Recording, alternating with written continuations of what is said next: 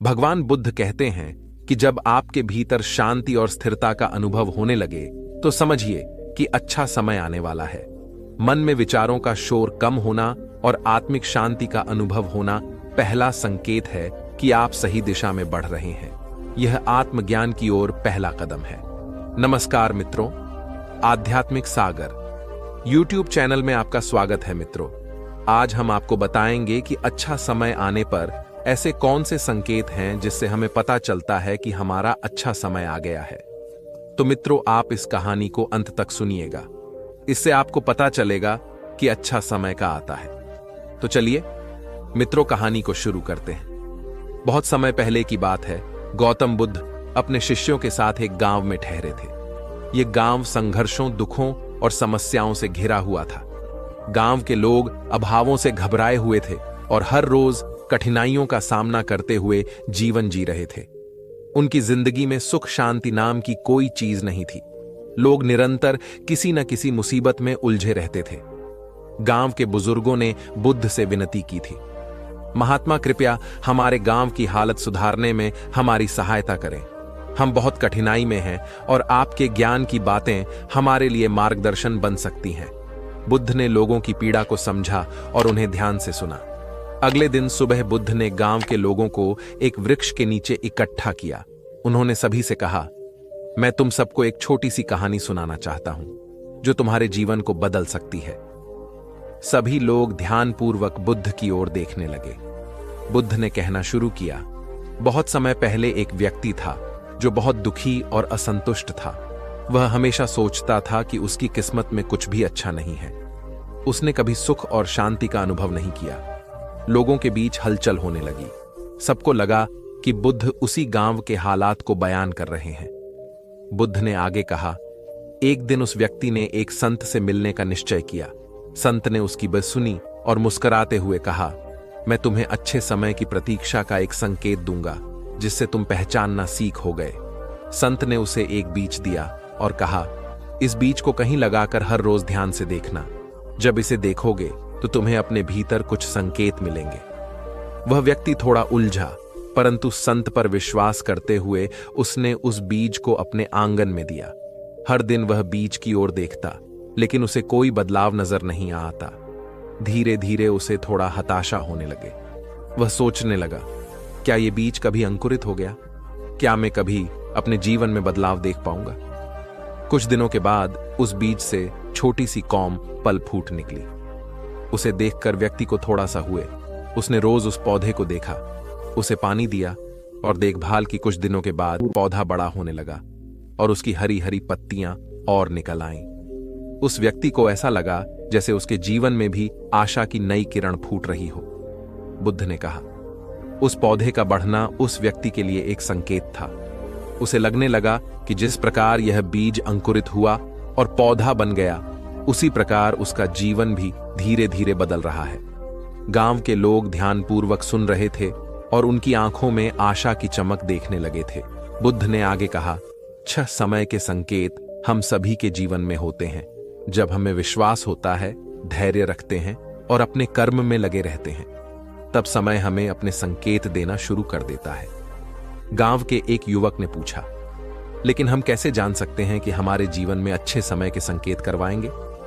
बुद्ध मुस्कुराए और बोले, जैसे उस बीज से पौधा उगा, वैसे ही जीवन में भी अच्छे समय के संकेत छोटे छोटे बदलावों से आते हैं। जब तुम किसी कठिन परिस्थिति का सामना करते हो और धीरे धीरे समाधान मिलना शुरू होता है, तब समझो कि अच्छे समय के संकेत आ रहे हैं। जब तुम्हारे मन में शांति और संतोष की भावना आने लगे, तब जानो कि अच्छे समय का आगमन हो रहा है। और सबसे बड़ा संकेत होता है कि तुम स्वयं को और दूसरों को खुश और शांत महसूस कराने लगते हो। गांव के लोगों को यह समझ आ गया कि वे अपने जीवन में अच्छे समय की प्रतीक्षा तभी कर सकते हैं जब धैर्यपूर्वक कम करते रहें और अपने अंदर सकारात्मकता को बनाए रखें। गांव में एक नया जोश भर गया और लोग अपनी अपनी जिंदगी में धैर्य और आशा के साथ चलने लगे। गौतम बुद्ध ने गांव के लोगों को आशीर्वाद दिया और कहा, हमेशा याद रखना, अच्छे समय के संकेत तभी प्रकट होते हैं जब हम खुद पर और अपनी मेहनत पर विश्वास बनाए रखते हैं। जीवन में सब कुछ धीरे धीरे और समय के साथ ही बदलता है, इसलिए धैर्य रखो और प्रतीक्षा करते रहो। बुद्ध की यह कहानी गांव के लोगों के दिल में उतर गए। उन्होंने सीखा कि अच्छे समय की प्रतीक्षा में हर दिन थोड़ा थोड़ा प्रयास करना ही उन्हें उनके लक्ष्य की ओर ले जा सकता है। यही एक व्यक्ति की यात्रा है, धैर्य कम और विश्वास से अच्छे समय की प्रतीक्षा करना और संकेतों को पहचानना। चलिए दोस्तों, अब हम आपको एक और कहानी बताते हैं जिसमें गौतम बुद्ध ने बताया है कि कैसे आप अपना अच्छा समय ला सकते हैं और अपने बुरे समय को खत्म कर सकते हैं। गौतम बुद्ध ने बताया गौतम बुद्ध को कैसे मिला। ज्ञान राजा के यहां बुद्ध का जन्म हुआ। पिता ने ज्योतिषियों को बुलवाकर भविष्य पूछा। उन्होंने कहा, या तो यह सम्राट होगा और ही या तो यह साधुओं का एक तरह से देखा जाए तो सच्चा सम्राट भीतर से ही साधु होता है। जब ज्योतिषियों की भविष्यवाणी राजा ने सुना तो वे घबरा गए कि मेरा बेटा साधु हो जाए, ऐसा ठीक नहीं होगा। राजा ने पूछा, कोई उपाय बताएं, क्योंकि मैं चाहता हूं कि राजा का पुत्र राजा ही बना। ज्योतिषियों ने कहा कि इसका लालन पालन पूरा जीवन बड़ी सावधानी में मिटाना होगा, अर्थात आपका पुत्र सिद्धार्थ कभी किसी बुरे व्यक्ति को न देखें, छवि के किसी बीमार व्यक्ति को न देखें और कभी किसी मरे हुए व्यक्ति को न देखें। जब तक ऐसा होगा तब तक से राजा ही बने रहेंगे। अगर ऐसा नहीं हुआ तो वे साधु बन जाएंगे। राजा शुद्धोधन ने अपने पुत्र सिद्धार्थ के लिए बढ़िया से बढ़िया, बड़े से बड़े महल, अच्छे से अच्छा भोजन, दास लाठियां और खाने पीने के सामान आदि वस्तुओं के ढेर लगा दिए। पिता ने पुत्र को सुख सुविधा गांव में इतना उलझा दिया कि उसे बाहर का संसार याद ही नहीं आया। शुद्धोधन ने समझ लिया कि अब वे इतने सुखों के आगे साधु बनने का प्रश्न ही उपस्थित नहीं होता। निश्चिंत हो गए। राजा शुद्धोधन ने बिल्कुल पक्की व्यवस्था कर रखी थी कि उनका पुत्र सिद्धार्थ जीवन में कभी भी मरीज, बीमार और नैतिक व्यक्ति को न देख सके, क्योंकि वे अपने पुत्र को खोना नहीं चाहते थे। सिद्धार्थ का जीवन ऐश्वर्य और सुख सुविधाओं में बीत रहा था। उसके जवान होने पर एक सुंदर कन्या यशोधरा, उसे उनका विवाह हो गया। निर्वाह हो जाने पर शुद्धोधन की आदि चिंतन मिट गई। अब तो शादी हो गई, अब कहां जाए, अब तुम मेरा पुत्र बंधन में बंध गया, अब उसकी कहीं जाने का सवाल ही नहीं उठता। 1 वर्ष बाद मीडिया का भी जन्म हो गया। उसका नाम राहुल रखा गया। राजा शुद्धोधन को बिल्कुल पक्का विश्वास हो गया कि अब यह कहीं नहीं जा सकता। एक दिन सिद्धार्थ ने कहा कि पिताजी, आज तक मैंने कभी अपनी राजधानी नहीं देखी, आपकी आज्ञा हो तो आज भी था। राजा ने कहा, हां अवश्य जाओ, अपना शहर देखकर आओ। एक साथी को भी साथ में भेज दिया कि जाओ राजकुमार को राजधानी घुमा फिरा कर लाभ। फिर भी राजा ने चाका चौबंद इंतजाम कर रखा था कि कहीं चूक ना हो जाए। सिद्धार्थ के लिए राजधानी के प्रमुख मार्ग खूब सजाए गए थे। घूमते घूमते सम्राट ने थोड़ा उल्टा वर्ग ले लिया। मैं उस मार्ग से गुजरने लगे जहां पर तैयारी नहीं थी, और आज उनको बहुत आश्चर्य हुआ जब पहली बार उन्होंने इन बुरे आदमी को देखा। कमर झुकी हुई पूर्वी जर्मनी में जोर्जिया पड़ी थी। वह परेशानी और दुख से निहाल था। उसकी चाल बहुत धीमी थी। बुरे की झुकी हुई कम को लेकर सिद्धार्थ को एक झटका लगा और एक साथी से उन्होंने कहा, क्या एक दिन में भी ऐसे बुरा हो जाऊंगा? साथी ने कहा, हां राजकुमार, हर व्यक्ति के जीवन में 3 अवस्थाएं आती हैं, बचपन, जवानी और बुढ़ापा। एक दिन तुम भी बुढ़ापे की अवस्था में जाओगे ही राजकुमार। यह संसार का नियम है, चाहे गरीब हो या सबका शरीर शिथिल अर्थात मुड़ा होता है। राजकुमार सूचना पर दें। साथी ने रथ को आगे बढ़ाया तो कुछ दूरी पर एक बीमार व्यक्ति मिला जो लोगों से गिरा हुआ था। उस पीड़ित व्यक्ति को देखकर राजकुमार दामन बहुत ही दुखी हुआ। राजकुमार ने पूछा, इसको क्या हुआ है? फांसी ने कहा, यह बीमार है इसीलिए यह करवा रहा है। इस संसार में दुख और सुख दोनों है, या अपने अपने भाग्य की बात है कि कोई दुखी है कोई सुखी है। क्या मैं भी कभी बीमार हो सकता हूं? साथी ने कहा, आप यह भी चाहता भी छोड़ दें, समय बड़ा बलवान होता है। ये सारी बातें कर्मों पर निर्भर करती हैं, चाहे राजा हो या रंक। सुख दुख शब्द पर आते, अगर शरीर में कोई रोग आना है तो वह आएगा। यह सब सुनकर राजकुमार सोच में पड़ गया। साथी ने रथ को कुछ और आगे बढ़ाया तो सामने से 4 पन्नों पर एक अर्थी को निकल जाते हुए देखा। राजकुमार ने ऐसा पहली बार देखा। उसने साथी से पूछा, यह क्या है? यह आदमी मर गया है, यह मुद्दा है। जो व्यक्ति मर जाता है उसको बांका शमशान भूमि ले जाते हैं, फिर यहां पर उसे जला दिया जाता है और उसे मुक्ति नहीं आती है। राजकुमार ने कहा, क्या सबको मरना पड़ता है?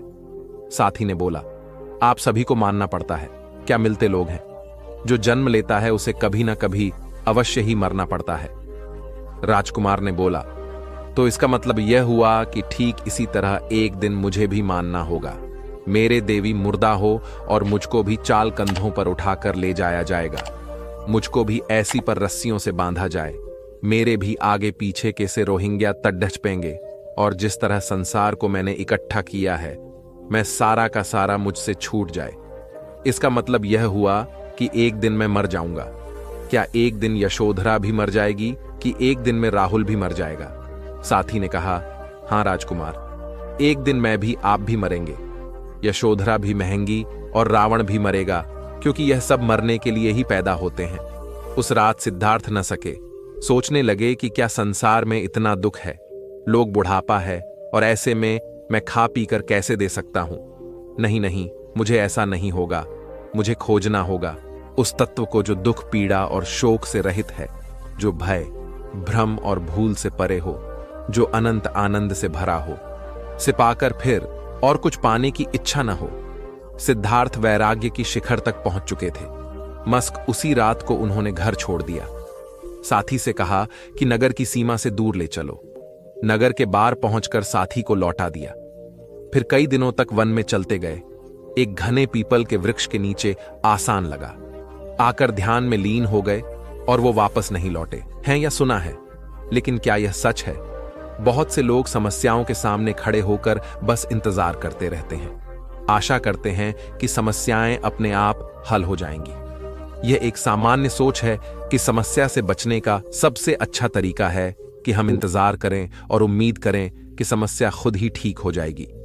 लेकिन क्या यह सच है, या वाकई मुश्किलों का सामना करना और उनसे निपटना इतना आसान है? इस वीडियो में हम बात करेंगे कि समस्याओं के सामने खड़े होकर इंतजार करना सबसे अच्छा विकल्प नहीं है। हम आपको सिखाएंगे कि समस्याओं का सामना करना उन्हें हल करने का सही और प्रभावी तरीका है। इस वीडियो के माध्यम से हम सीखेंगे कि हमारी मेहनत, समर्पण और सही दिशा में कदम बढ़ाने से ही समस्याएं हल हो सकती हैं। पहले की बात है, एक राज्य का राजा बहुत चिंतित था, क्योंकि उसकी पत्नी का जन्मदिन नजदीक आ रहा था। यूं तो कहने को वह राजा था, लेकिन फिर भी उनके वैवाहिक जीवन में हजारों प्रकार की समस्याएं। परंतु राजा जन्मदिन पर अपनी पत्नी को एक ऐसा उपहार देना चाहता था कि जिससे उनके जीवन में जो दुख है वह कम से कम उस दिन के लिए दूर चला जाए। वह अपनी पत्नी को खुश करना चाहता था, किंतु आपने देखा होगा कि यह कार्य बहुत ही मुश्किल है, क्योंकि हम आज तक किसी को खुश नहीं कर पाए। हम चाहे लाख कोशिशें ही क्यों न कर लें, लेकिन हम कभी किसी को खुश नहीं कर पाते, क्योंकि यह खुशी हमारे पास नहीं है और न ही सामने वाले के पास है, जो हमारे पास है ही नहीं। हम किसी और को कैसे दे सकते हैं? अर्थात अगर आपको किसी दूसरे को खुशी देनी है तो सबसे पहले आपको खुश होना होगा, आपको खुश महसूस करना होगा, अर्थात वह खुशी आपके पास होनी चाहिए, तभी तो आप किसी और को खुश रख सकते हैं। एक दिन राजा ने सभी दरबारियों को दरबार में उपस्थित होने का आदेश दिया और साथ ही सभी मंत्रीगण भी वहां पर उपस्थित थे। तभी राजा ने सभी से सुझाव मांगा कि आखिर वह किस प्रकार अपनी पत्नी को जन्मदिन पर खुश कर सकता है। आखिर वह उन्हें कैसा उपहार दे जिस कारण राजा की पत्नी खुश हो सके। वहां पर उपस्थित सभी लोग अपने मन की बातें राजा से बताते हैं, परंतु राजा को वहां पर उपस्थित किसी भी व्यक्ति का कोई सुझाव पसंद ही नहीं आया। एक दिन संध्या के वक्त राजा अपने रक्त से कहीं जा रहा था। तभी रास्ते में उसने एक बहुत ही सुंदर मूर्ति देखी। वह मूर्ति बहुत ही सुंदर और आकर्षक थी। उसे देखकर ऐसा प्रतीत होता था मानो उस मूर्ति में जान हो। उस मूर्ति को देखकर राजा बहुत प्रसन्न हुआ और वह तुरंत ही मूर्तिकार के पास पहुंचा और राजा उस मूर्तिकार से कहता है, तुम तो बहुत बड़े कलाकार हो, तुम्हारी मूर्तियों में चांद नजर आती है, ऐसा प्रतीत होता है कि तुम्हारी मूर्तियां जीवित हैं। हम तुम्हारी इन मूर्तियों को देखकर बहुत प्रसन्न हैं।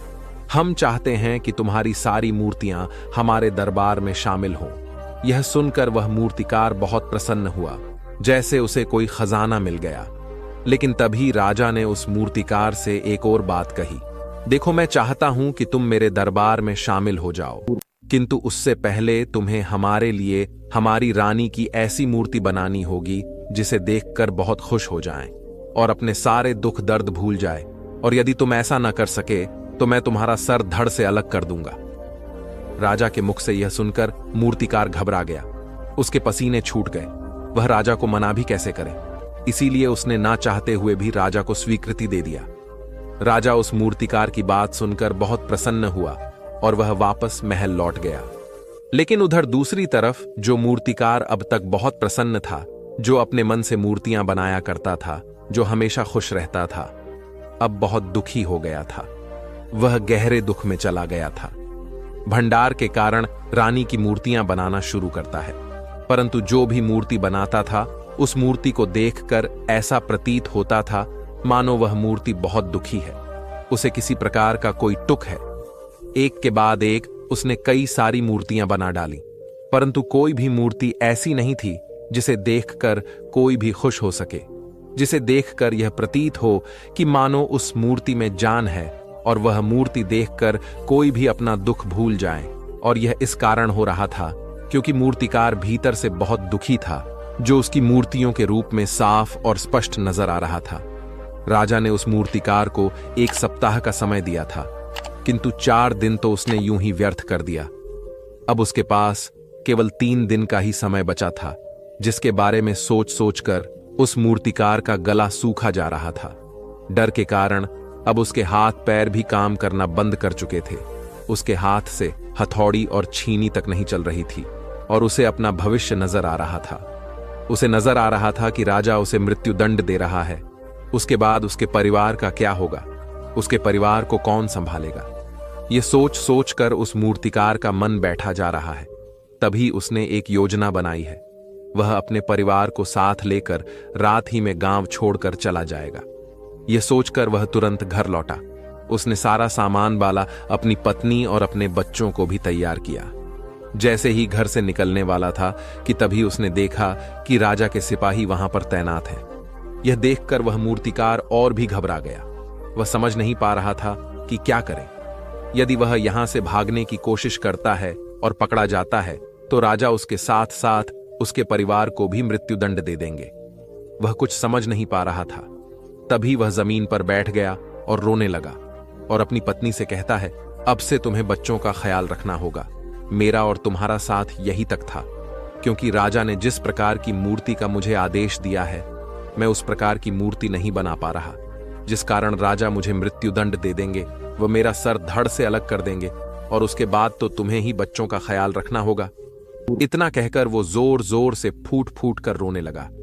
देखते ही देखते रात बीत गई और अगले दिन सुबह सुबह उस मूर्तिकार के दरवाजे पर एक गुरु भिक्षा मांगने आया। मूर्तिकार ने उन्हें भिक्षा लाकर दी तो मूर्तिकार बहुत परेशान लग रहा था, जिसे देखकर गुरुवर उस मूर्तिकार से कहते हैं, बेटा, हमारे जीवन में दुख और सुख तो आते ही रहते हैं।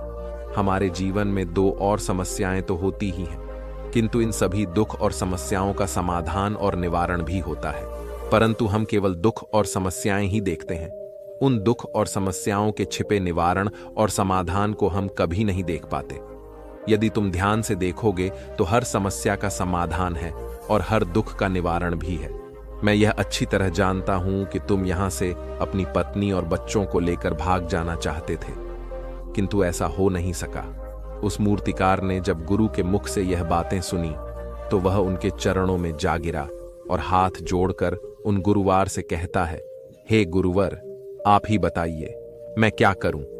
राजा ने मुझे मूर्ति बनाने का आदेश दिया है, किंतु मैं चाहकर भी मूर्ति नहीं बना पा रहा, और यदि मैंने मूर्ति नहीं बनाई तो राजा मुझे मृत्युदंड दे देंगे, और उसके बाद मेरे परिवार का क्या होगा, उनका ख्याल कौन रखेगा।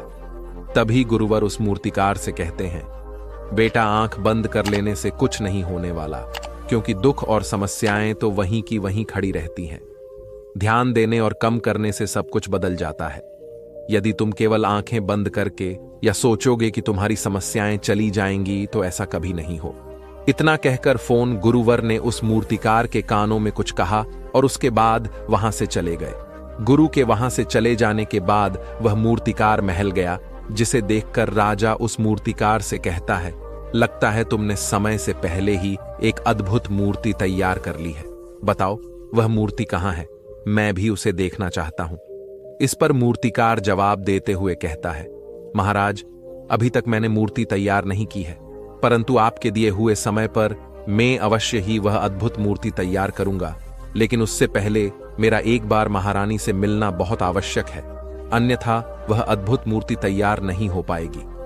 राजा ने उस मूर्तिकार की सारी बातें ध्यानपूर्वक सुने और उसके बाद राजा ने मूर्तिकार को महारानी से मिलवाया। मूर्तिकार महारानी से मिलने के बाद महारानी से प्रश्न करते हुए कहता है, महारानी जी, किसी भी औरत के जीवन का सबसे बड़ा दुख क्या हो सकता है?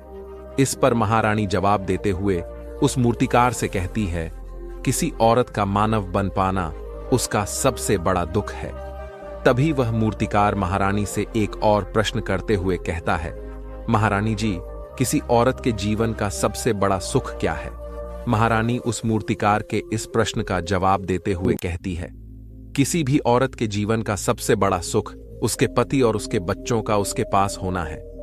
महारानी के मुख से अपने प्रश्नों का जवाब जानकर मूर्तिकार बहुत प्रसन्न हुआ और उनसे आज्ञा लेकर वह वापस अपने घर लौट आया और अब से वह दिन रात पर काम करने लगा। देखते ही देखते पूरे 3 दिन पूरे हो गए। आखिरकार रानी के जन्म दिवस वाले दिन वह मूर्तिकार उस मूर्ति को लेकर राजमहल पहुंचता है। लेकिन अब राजा के मन में यह बेचैनी थी कि पता नहीं उस मूर्तिकार ने आखिर कैसी मूर्ति बनाई होगी। पता नहीं वह मूर्ति महारानी को पसंद आएगी भी या नहीं। इस प्रकार के कई प्रश्न राजा के मन में चल रहे थे। राजा के मन की बेचैनी लगातार बढ़ती ही जा रही थी। लेकिन उधर दूसरी तरफ राजा को उस मूर्तिकार पर पूर्ण विश्वास भी था, क्योंकि राजा ने पहले ही उस मूर्तिकार के हाथों की कला देखी हुई थी। इसलिए एक तरफ उनके मन में यह भी विचार चल रहे थे कि उस मूर्तिकार ने जरूर ही अद्भुत मूर्ति बनाई होगी। वह मूर्ति सफेद कपड़ों से ढकी हुई थी। तभी राजा ने उस मूर्ति की ओर इशारा करते हुए रानी से कहा, यह आपका जन्म दिवस का तोहफा है, इसे कबूल करें। उसके बाद रानी ने अपने हाथों से उस मोड़ सेवा का पर्दा हटाया और उस मूर्ति को देखते ही रानी की आंखों से आंसू बहने लगे। और यह देखकर राजा को ऐसा प्रतीत हुआ कि मानो महारानी को यह मूर्ति पसंद नहीं। इसलिए राजा ने तुरंत ही क्रोधित होकर अपने सिपाहियों को आदेश दिया और उस मूर्तिकार को बंदी बना लिया। लेकिन तभी महारानी राजा से कहते हैं, रुकिए, इस मूर्तिकार ने तो मेरा दुख और सुख एक ही में निकाल दिया है। इस मूर्ति में मेरे पति मेरे साथ और मेरे हाथ में मेरा बच्चा। इससे सुंदर मूर्ति मैंने आज तक, यह बहुत ही लाजवाब अद्भुत है। इससे सुंदर तोहफा मेरे लिए और कोई नहीं। काश ऐसा मेरे जीवन में वास्तव में हो जाए। मेरे पति भी मेरे साथ हों और मेरे हाथों में मेरा बच्चा हो। महारानी की ये सारी बातें सुनकर और मूर्ति को देखकर राजा को अपनी गलती का एहसास हुआ। राजा अपनी प्रजा और अपने साम्राज्य की देखरेख में इतना व्यस्त रहता था कि वह कभी अपनी पत्नी को समय नहीं दे पाता था। यह देखकर वह मूर्तिकार और भी घबरा गया। वह समझ नहीं पा रहा था कि क्या करे। यदि वह यहां से भागने की कोशिश करता है और पकड़ा जाता है तो राजा उसके साथ साथ उसके परिवार को भी मृत्यु दंड दे देंगे। वह कुछ समझ नहीं पा रहा था। तभी वह जमीन पर बैठ गया और रोने लगा और अपनी पत्नी से कहता है, अब से तुम्हें बच्चों का ख्याल रखना होगा। मेरा और तुम्हारा साथ यही तक था, क्योंकि राजा ने जिस प्रकार की मूर्ति का मुझे आदेश दिया है, मैं उस प्रकार की मूर्ति नहीं बना पा रहा, जिस कारण राजा मुझे मृत्युदंड दे देंगे। वह मेरा सर धड़ से अलग कर देंगे और उसके बाद तो तुम्हें ही बच्चों का ख्याल रखना होगा। इतना कहकर वो जोर जोर से फूट फूट कर रोने लगा। देखते ही देखते रात बीत गई और अगले दिन सुबह सुबह उस मूर्तिकार के दरवाजे पर एक गुरु भिक्षा मांगने आया। मूर्तिकार ने उन्हें भिक्षा लाकर दी तो मूर्तिकार बहुत परेशान लग रहा था, जिसे देखकर गुरुवर उस मूर्तिकार से कहते हैं, बेटा, हमारे जीवन में दुख और सुख तो आते ही रहते हैं। हमारे जीवन में 2 और समस्याएं तो होती ही हैं, किंतु इन सभी दुख और समस्याओं का समाधान और निवारण भी होता है। परंतु हम केवल दुख और समस्याएं ही देखते हैं। उन दुख और समस्याओं के छिपे निवारण और समाधान को हम कभी नहीं देख पाते। यदि तुम ध्यान से देखोगे तो हर समस्या का समाधान है और हर दुख का निवारण भी है। मैं यह अच्छी तरह जानता हूं कि तुम यहां से अपनी पत्नी और बच्चों को लेकर भाग जाना चाहते थे, किंतु ऐसा हो नहीं सका। उस मूर्तिकार ने जब गुरु के मुख से यह बातें सुनी तो वह उनके चरणों में जा गिरा और हाथ जोड़कर उन गुरुवार से कहता है, हे गुरुवर, आप ही बताइए मैं क्या करूं। राजा ने मुझे मूर्ति बनाने का आदेश दिया है, किंतु मैं चाहकर भी मूर्ति नहीं बना पा रहा, और यदि मैंने मूर्ति नहीं बनाई तो राजा मुझे मृत्युदंड दे देंगे, और उसके बाद मेरे परिवार का क्या होगा, उनका ख्याल कौन रखेगा। तभी गुरुवर उस मूर्तिकार से कहते हैं, बेटा, आंख बंद कर लेने से कुछ नहीं होने वाला, क्योंकि दुख और समस्याएं तो वहीं की वहीं खड़ी रहती हैं। ध्यान देने और कम करने से सब कुछ बदल जाता है। यदि तुम केवल आंखें बंद करके या सोचोगे कि तुम्हारी समस्याएं चली जाएंगी तो ऐसा कभी नहीं हो। इतना कहकर फोन गुरुवर ने उस मूर्तिकार के कानों में कुछ कहा और उसके बाद वहां से चले गए। गुरु के वहां से चले जाने के बाद वह मूर्तिकार महल गया, जिसे देखकर राजा उस मूर्तिकार से कहता है, लगता है तुमने समय से पहले ही एक अद्भुत मूर्ति तैयार कर ली है। बताओ वह मूर्ति कहां है, मैं भी उसे देखना चाहता हूं। इस पर मूर्तिकार जवाब देते हुए कहता है, महाराज, अभी तक मैंने मूर्ति तैयार नहीं की है, परंतु आपके दिए हुए समय पर मैं अवश्य ही वह अद्भुत मूर्ति तैयार करूंगा, लेकिन उससे पहले मेरा एक बार महारानी से मिलना बहुत आवश्यक है, अन्यथा वह अद्भुत मूर्ति तैयार नहीं हो पाएगी। राजा ने उस मूर्तिकार की सारी बातें ध्यानपूर्वक सुने और उसके बाद राजा ने मूर्तिकार को महारानी से मिलवाया। मूर्तिकार महारानी से मिलने के बाद महारानी से प्रश्न करते हुए कहता है, महारानी जी, किसी भी औरत के जीवन का सबसे बड़ा दुख क्या हो सकता है। इस पर महारानी जवाब देते हुए उस मूर्तिकार से कहती है, किसी औरत का मानव बन पाना उसका सबसे बड़ा दुख है। तभी वह मूर्तिकार महारानी से एक और प्रश्न करते हुए कहता है, महारानी जी, किसी औरत के जीवन का सबसे बड़ा सुख क्या है। महारानी उस मूर्तिकार के इस प्रश्न का जवाब देते हुए कहती है, किसी भी औरत के जीवन का सबसे बड़ा सुख उसके पति और उसके बच्चों का उसके पास होना है। महारानी के मुख से अपने प्रश्नों का जवाब जानकर मूर्तिकार बहुत प्रसन्न हुआ और उनसे आज्ञा लेकर वह वापस अपने घर लौट आया और अब से वह दिन रात पर काम करने लगा। देखते ही देखते पूरे 3 दिन पूरे हो गए। आखिरकार रानी के जन्म दिवस वाले दिन वह मूर्तिकार उस मूर्ति को लेकर राजमहल पहुंचता है, लेकिन अब राजा के मन में यह बेचैनी थी कि पता नहीं उस मूर्तिकार ने आखिर कैसी मूर्ति बनाई होगी। पता नहीं वह मूर्ति महारानी को पसंद आएगी भी या नहीं। इस प्रकार के कई प्रश्न राजा के मन में चल रहे थे।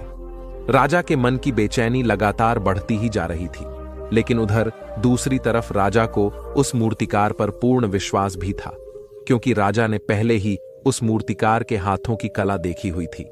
इसलिए एक तरफ उनके मन में यह भी विचार चल रहे थे कि उस मूर्तिकार ने जरूर ही अद्भुत मूर्ति बनाई होगी। वह मूर्ति सफेद कपड़ों से ढकी हुई थी। तभी राजा ने उस मूर्ति की ओर इशारा करते हुए रानी से कहा, यह आपका जन्म दिवस का तोहफा है, इसे कबूल करें। उसके बाद रानी ने अपने हाथों से उस मोड़ सेवा का पर्दा हटाया और उस मूर्ति को देखते ही रानी की आंखों से आंसू बहने लगे, और यह देखकर राजा को ऐसा प्रतीत हुआ कि मानो महारानी को यह मूर्ति पसंद नहीं। इसलिए राजा ने तुरंत ही क्रोधित होकर अपने सिपाहियों को आदेश दिया और उस मूर्तिकार को बंदी बना लिया। लेकिन तभी महारानी राजा से कहते हैं, रुकिए, इस मूर्तिकार ने तो मेरा दुख और सुख एक ही में निकाल दिया है। इस मूर्ति में मेरे पति मेरे साथ और मेरे हाथ में मेरा बच्चा। इससे सुंदर मूर्ति मैंने आज तक, यह बहुत ही लाजवाब अद्भुत है।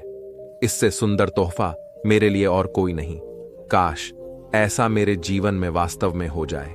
मेरे पति भी मेरे साथ हों और मेरे हाथों में मेरा बच्चा हो। महारानी की ये सारी बातें सुनकर और मूर्ति को देखकर राजा को अपनी गलती का एहसास हुआ। राजा अपनी प्रजा और अपने साम्राज्य की देखरेख में इतना व्यस्त रहता था कि वह कभी अपनी पत्नी को समय नहीं दे पाता था, जिस कारण राजा की आंखों से आंसू बहने लगे और दरबार में उपस्थित सभी लोग वह मूर्ति देखकर हैरान। आज तक किसी ने भी ऐसी सुंदर और जीवित मूर्ति नहीं देखी थी जिसमें सुख और दुख एक साथ नजर आ रहे हों। उसके बाद उस राजा ने उस मूर्तिकार को रिहा करवाया और उसे ढेरों इनाम दिए और अपने राज्य दरबार में जगह भी दी। किंतु उस मूर्तिकार ने इनाम तो स्वीकार कर लिया, परंतु राज्य दरबार में उसे जगह नहीं ले और हाथ जोड़कर राजा से कहता है, महाराज, मेरी आपसे विनती है, आपने मुझे चेतावनी दी थी, यदि मैं यह मूर्ति नहीं बना सका तो आप मुझे मृत्युदंड दे देंगे। किंतु मैं आपसे बस इतना ही कहना चाहता हूं, हम में से चाहे कोई भी प्राणी क्यों ना हो, सभी के प्राण उतने ही कीमती हैं जितना कि आपका या महारानी के हैं। इसीलिए किसी को भी बिना दोष के दंड नहीं देना चाहिए। मेरी पत्नी ने मुझसे कहा था कि राजा की दोस्ती और दुश्मनी दोनों ही अच्छी नहीं है, इसीलिए मुझे आपके राज दरबार में कोई स्थान नहीं चाहिए। मैं अपनी छोटी सी दुनिया में बहुत खुश हूं। मैं अपने छोटे से परिवार के साथ बहुत खुश हूं।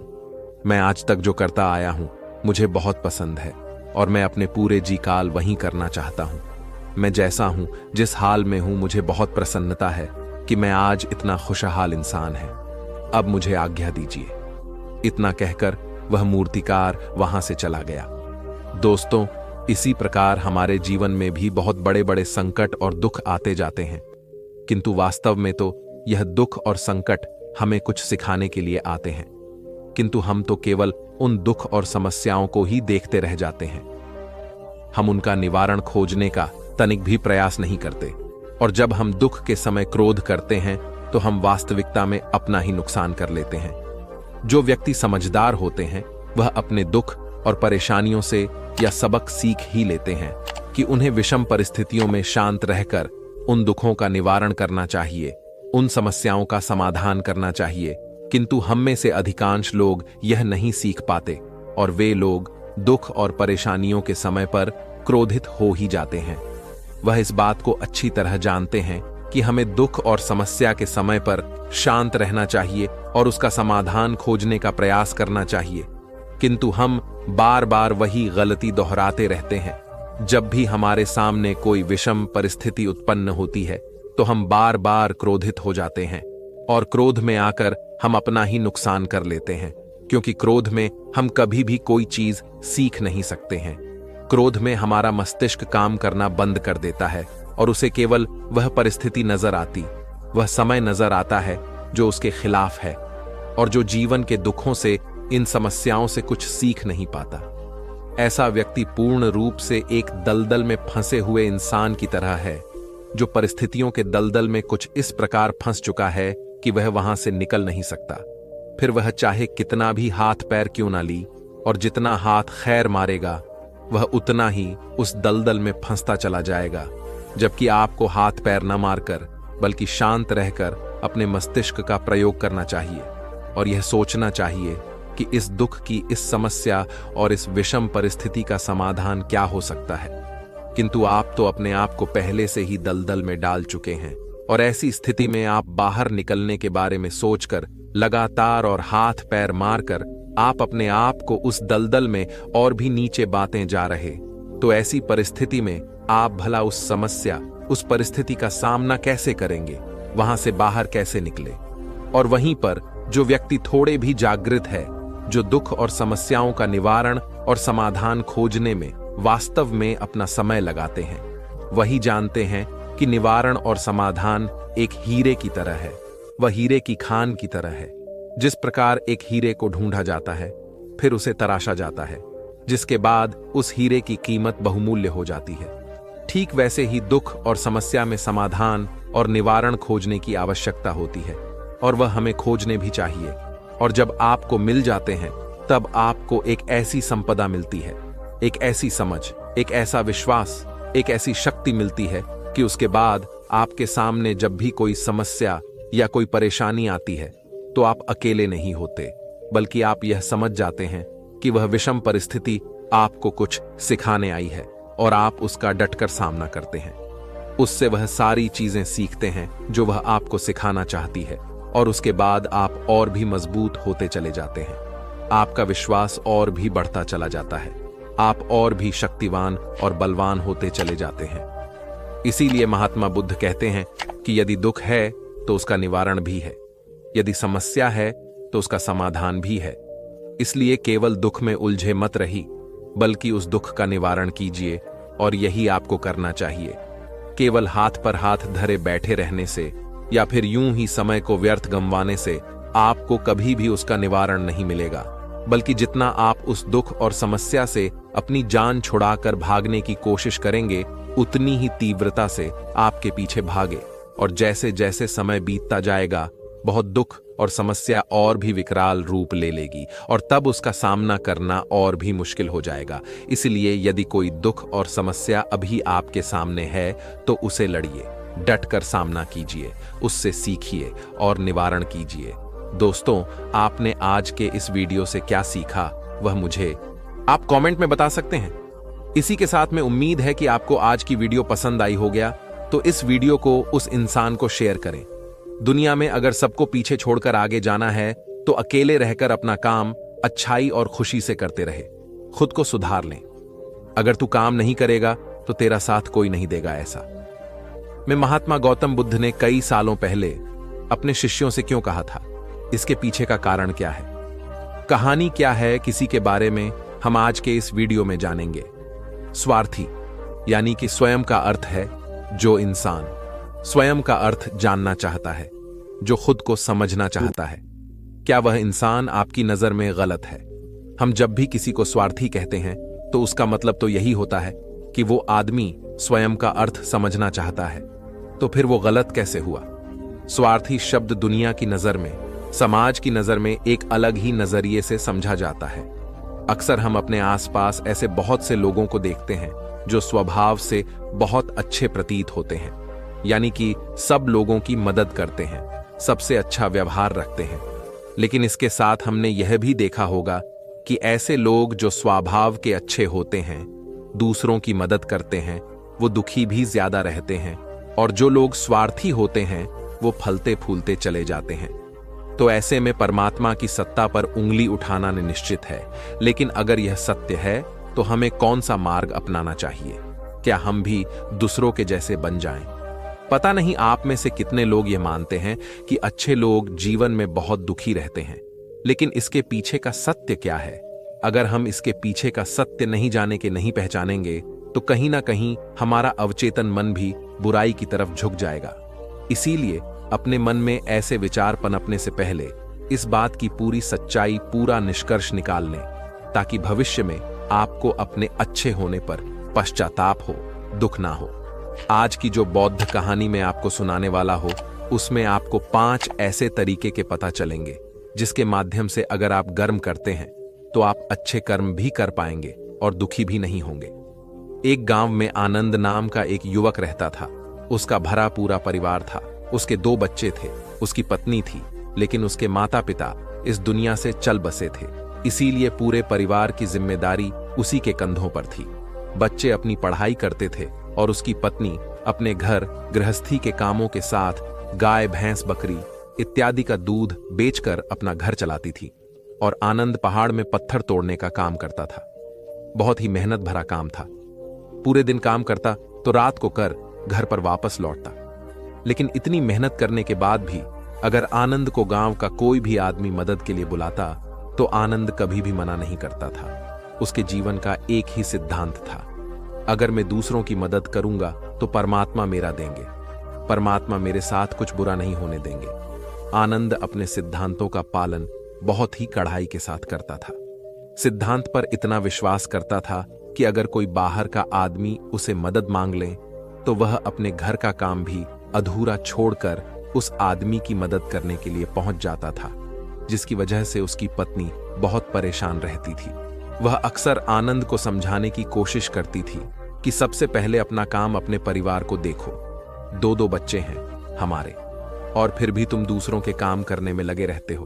अरे अपने घर को तो संभालो, अपना घर संभाल नहीं रहा, दूसरों की मदद करने चले हैं। और जब ऐसी ऐसी बातें आनंद के कानों में पड़ती तो उसके हृदय में कांटा चुभने लगता था और उन दोनों में लड़ाई झगड़ा शुरू हो जाता था। अक्सर उनकी लड़ाई झगड़े का यही सबसे बड़ा कारण होता था। लेकिन ना तो आनंद अपने आप को बदल पाया और न ही उसकी पत्नी ने उसको समझाना कभी बंद किया। इसी वजह से आए दिन उनके घर में क्लेश होता रहे आता था। जहां तक उस गांव वालों की बात थी तो वो आनंद के स्वभाव को जानते थे और वह जानबूझकर जो काम आसान भी होता था, जो उनके सामर्थ्य में भी होता था, उस काम के लिए भी वो आनंद को बुलाते थे ताकि उन्हें कम मेहनत करनी पड़े। कहने का अर्थ यह है कि गांव वाले आनंद की शिष्टाचार का फायदा उठाते थे, लाभ उठाते थे और सब पीछे से उसका मजाक उड़ाते थे, उसे बेवकूफ कहते थे। ऐसे ही समय भी तरह और एक दिन आनंद की पत्नी बहुत ज्यादा बीमार बढ़ गई। आनंद से जो कुछ भी सेवा हो सकती थी उसने वो सब अपनी पत्नी के लिए किया। उसने गांव के वैद्य को बुलाकर अपनी पत्नी की जांच करवाई, लेकिन यह रोग उसमें की पकड़कर बाहर था। इसीलिए उस वैद्य ने कहा कि तुम अपनी पत्नी को नगर में जाकर किसी बड़े वैद्य को दिखाओ तो तुम्हारी पत्नी की जान बच सकती है।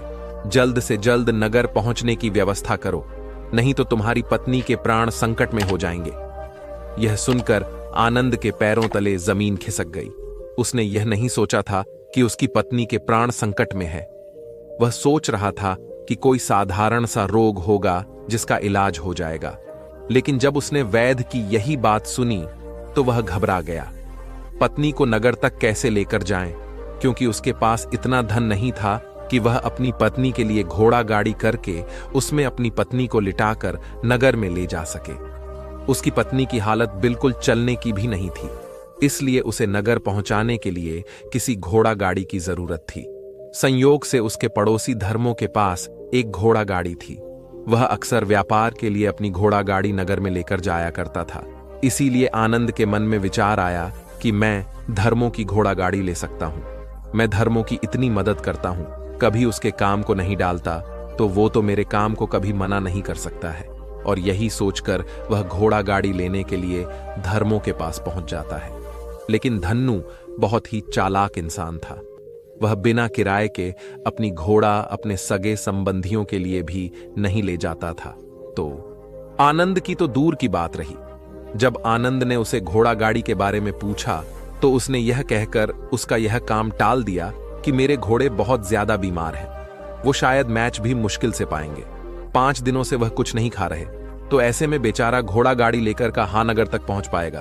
अगर तुम कुछ धन की व्यवस्था कर सकते हो तो मैं अपने एक मित्र की घोड़ा गाड़ी तुम्हारे लिए मंगवा सकता हूं। यह सुनकर आनंद परेशान और चिंतित हो गया, क्योंकि उसके पास धन तो था ही नहीं। इसका मतलब उसकी पत्नी बड़े नगर में वैद्य के पास इलाज के लिए पहुंच ही नहीं पाएगी। उलझन भरे हुए विचार लिए हुए जब आनंद वापस आ रहा तो उसने एक दिल दहला देने वाला दृश्य देखा।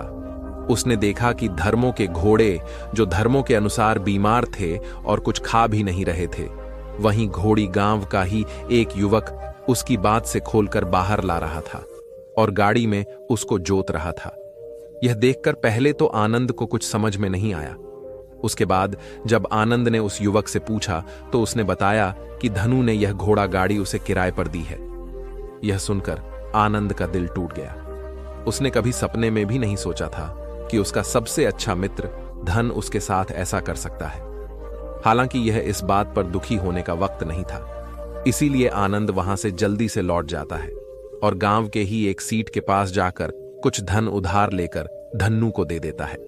धनु अपने मित्र की घोड़ा गाड़ी मंगवा देता है, जिसके बाद वह अपनी पत्नी को वैद्य के पास नगर में ले जाता है। जब उसकी पत्नी का इलाज चल रहा था तो आनंद यही सोच रहा था कि एक वो दिन था जब धन्नू की बेटी बीमार हो गई थी और धनु यहां पर नहीं था, तो मैं पूरी रात में जी के पास उसके लिए बैठा रहा था, उसकी देखरेख की थी, उसकी सेवा की थी। इतने दिनों तक धन्नू नहीं आया था, तब मैं ही उसके परिवार की देख किया करता था। हाय, कैसा दुर्भाग्य है ये, जिसके लिए मैंने इतना कुछ किया। उसने घोड़ा गाड़ी देने से मुझे मना कर दिया, और वह भी तब जब मेरी पत्नी जिंदगी और मौत के साथ खेल रही थी। कुछ देर बाद मैं बाहर आकर आनंद को एक बहुत बुरी खबर देता है। आनंद को बताता है कि उसकी पत्नी को कर्क रोग हो चुका है और इसका कोई भी इलाज नहीं है। उसके पास कुछ समय ही शेष बचा है। यह सुनकर आनंद दुखी होकर वहीं जमीन पर बैठ गया और उसकी पूरी दुनिया झड़ने वाली थी और उसे कोई रास्ता नजर नहीं आ रहा था। कुछ समय बाद उसकी पत्नी चल बसी और अब दोनों बच्चों की जिम्मेदार उसके कंधों पर आ गई थी। लेकिन यहां पर आनंद के सारे सिद्धांत टूट चुके थे।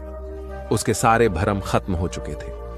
अब उसके दिमाग में एक ही बात थी कि अच्छा कर्म करने से परमात्मा साथ नहीं देता, बल्कि जो बुरे लोग हैं वो लोग फलते फूलते हैं। और इस बात का मेन सबसे बड़ा गवाह हो, यह विचार अक्सर उसके दिमाग में चलते रहते थे, और इसी वजह से उसका मन धीरे धीरे संन्यस्त हो गया, देश दुनिया से दूर हट गया। और एक दिन ऐसा भी आया जब वह अपने बच्चों को अपने रिश्तेदारों के पास छोड़कर इस देश दुनिया को त्याग कर एक सन्यासी बनने के लिए घर से निकल पड़ा। उसने गांव में किसी को कुछ नहीं बताया। किसी को नहीं पता था कि आनंद अचानक कहां गायब हो गया। सन्यास की दीक्षा लेने के लिए वो एक बौद्ध भिक्षु के पास पहुंचता है। बौद्ध भिक्षु समय ध्यान में बैठे हुए थे। ध्यान से बाहर आने के बाद वह बड़े ध्यान से आनंद के चेहरे को देखते हैं और उसे सन्यासी बनने का कारण पूछते हैं। इस पर आनंद उन्हें अपनी पूरी आपबीती सुना देता है और कहता है कि है महात्मा, इस दुनिया से मुझे कुछ भी हासिल नहीं हुआ। मेरा मन इस दुनिया से विरक्त हो चुका है। जब अपने दोस्तों ने ही मेरा साथ नहीं दिया तो इस दुनिया में रहने का क्या मतलब, और इसी वजह से मैं सन्यासी बनना चाहता हूं। यह सुनने के बाद बौद्ध भिक्षु ने उपदेश देना शुरू किया। उन्होंने कहा कि याद रखना बेटा, जीवन से विरक्त होकर सन्यासी बनना तुम्हें परम सुख तक कभी नहीं पहुंचा सकता, परमानंद तक कभी नहीं पहुंचा सकता। तुम दुनिया से आपने मन पर एक बोझ लेकर विरक्त हुए हो। तुम दुनिया से परमात्मा की खोज करने के लिए विरक्त नहीं हुए हो। इस भ्रम में कभी मत रहो ना। तुम संसार से विरक्त हुए हो क्योंकि संसार में तुम्हें धोखा दिया, ऐसा तुम्हें लगता है। इसीलिए तुम परमात्मा पर कभी विश्वास नहीं कर पाओगे और न ही उन पर अपनी पूर्ण आस्था बना पाओगे। इसीलिए सन्यासी होने का भी तुम पूरा लाभ कभी नहीं उठा पाओगे। सन्यासी होने का लाभ मिलता है जब हमारी प्रभु में, परमेश्वर में, परमात्मा में पूर्ण आस्था बन जाती है। मैं तुमसे पूछता हूं, क्या तुम्हारी आस्था परमात्मा में है? यह सुनकर आनंद कहता है कि है महात्मा, मैं तो दुनिया देखकर आया हूं कि जो बुरे कर्म करता है वह फलता फूलता है, और जो अच्छा काम करता है उसे कुछ भी नहीं देता। परमात्मा उसे दुख ही दुख देता है। इसीलिए मैं परमात्मा पर अपनी पूर्ण आस्था कैसे बना सकता हूं?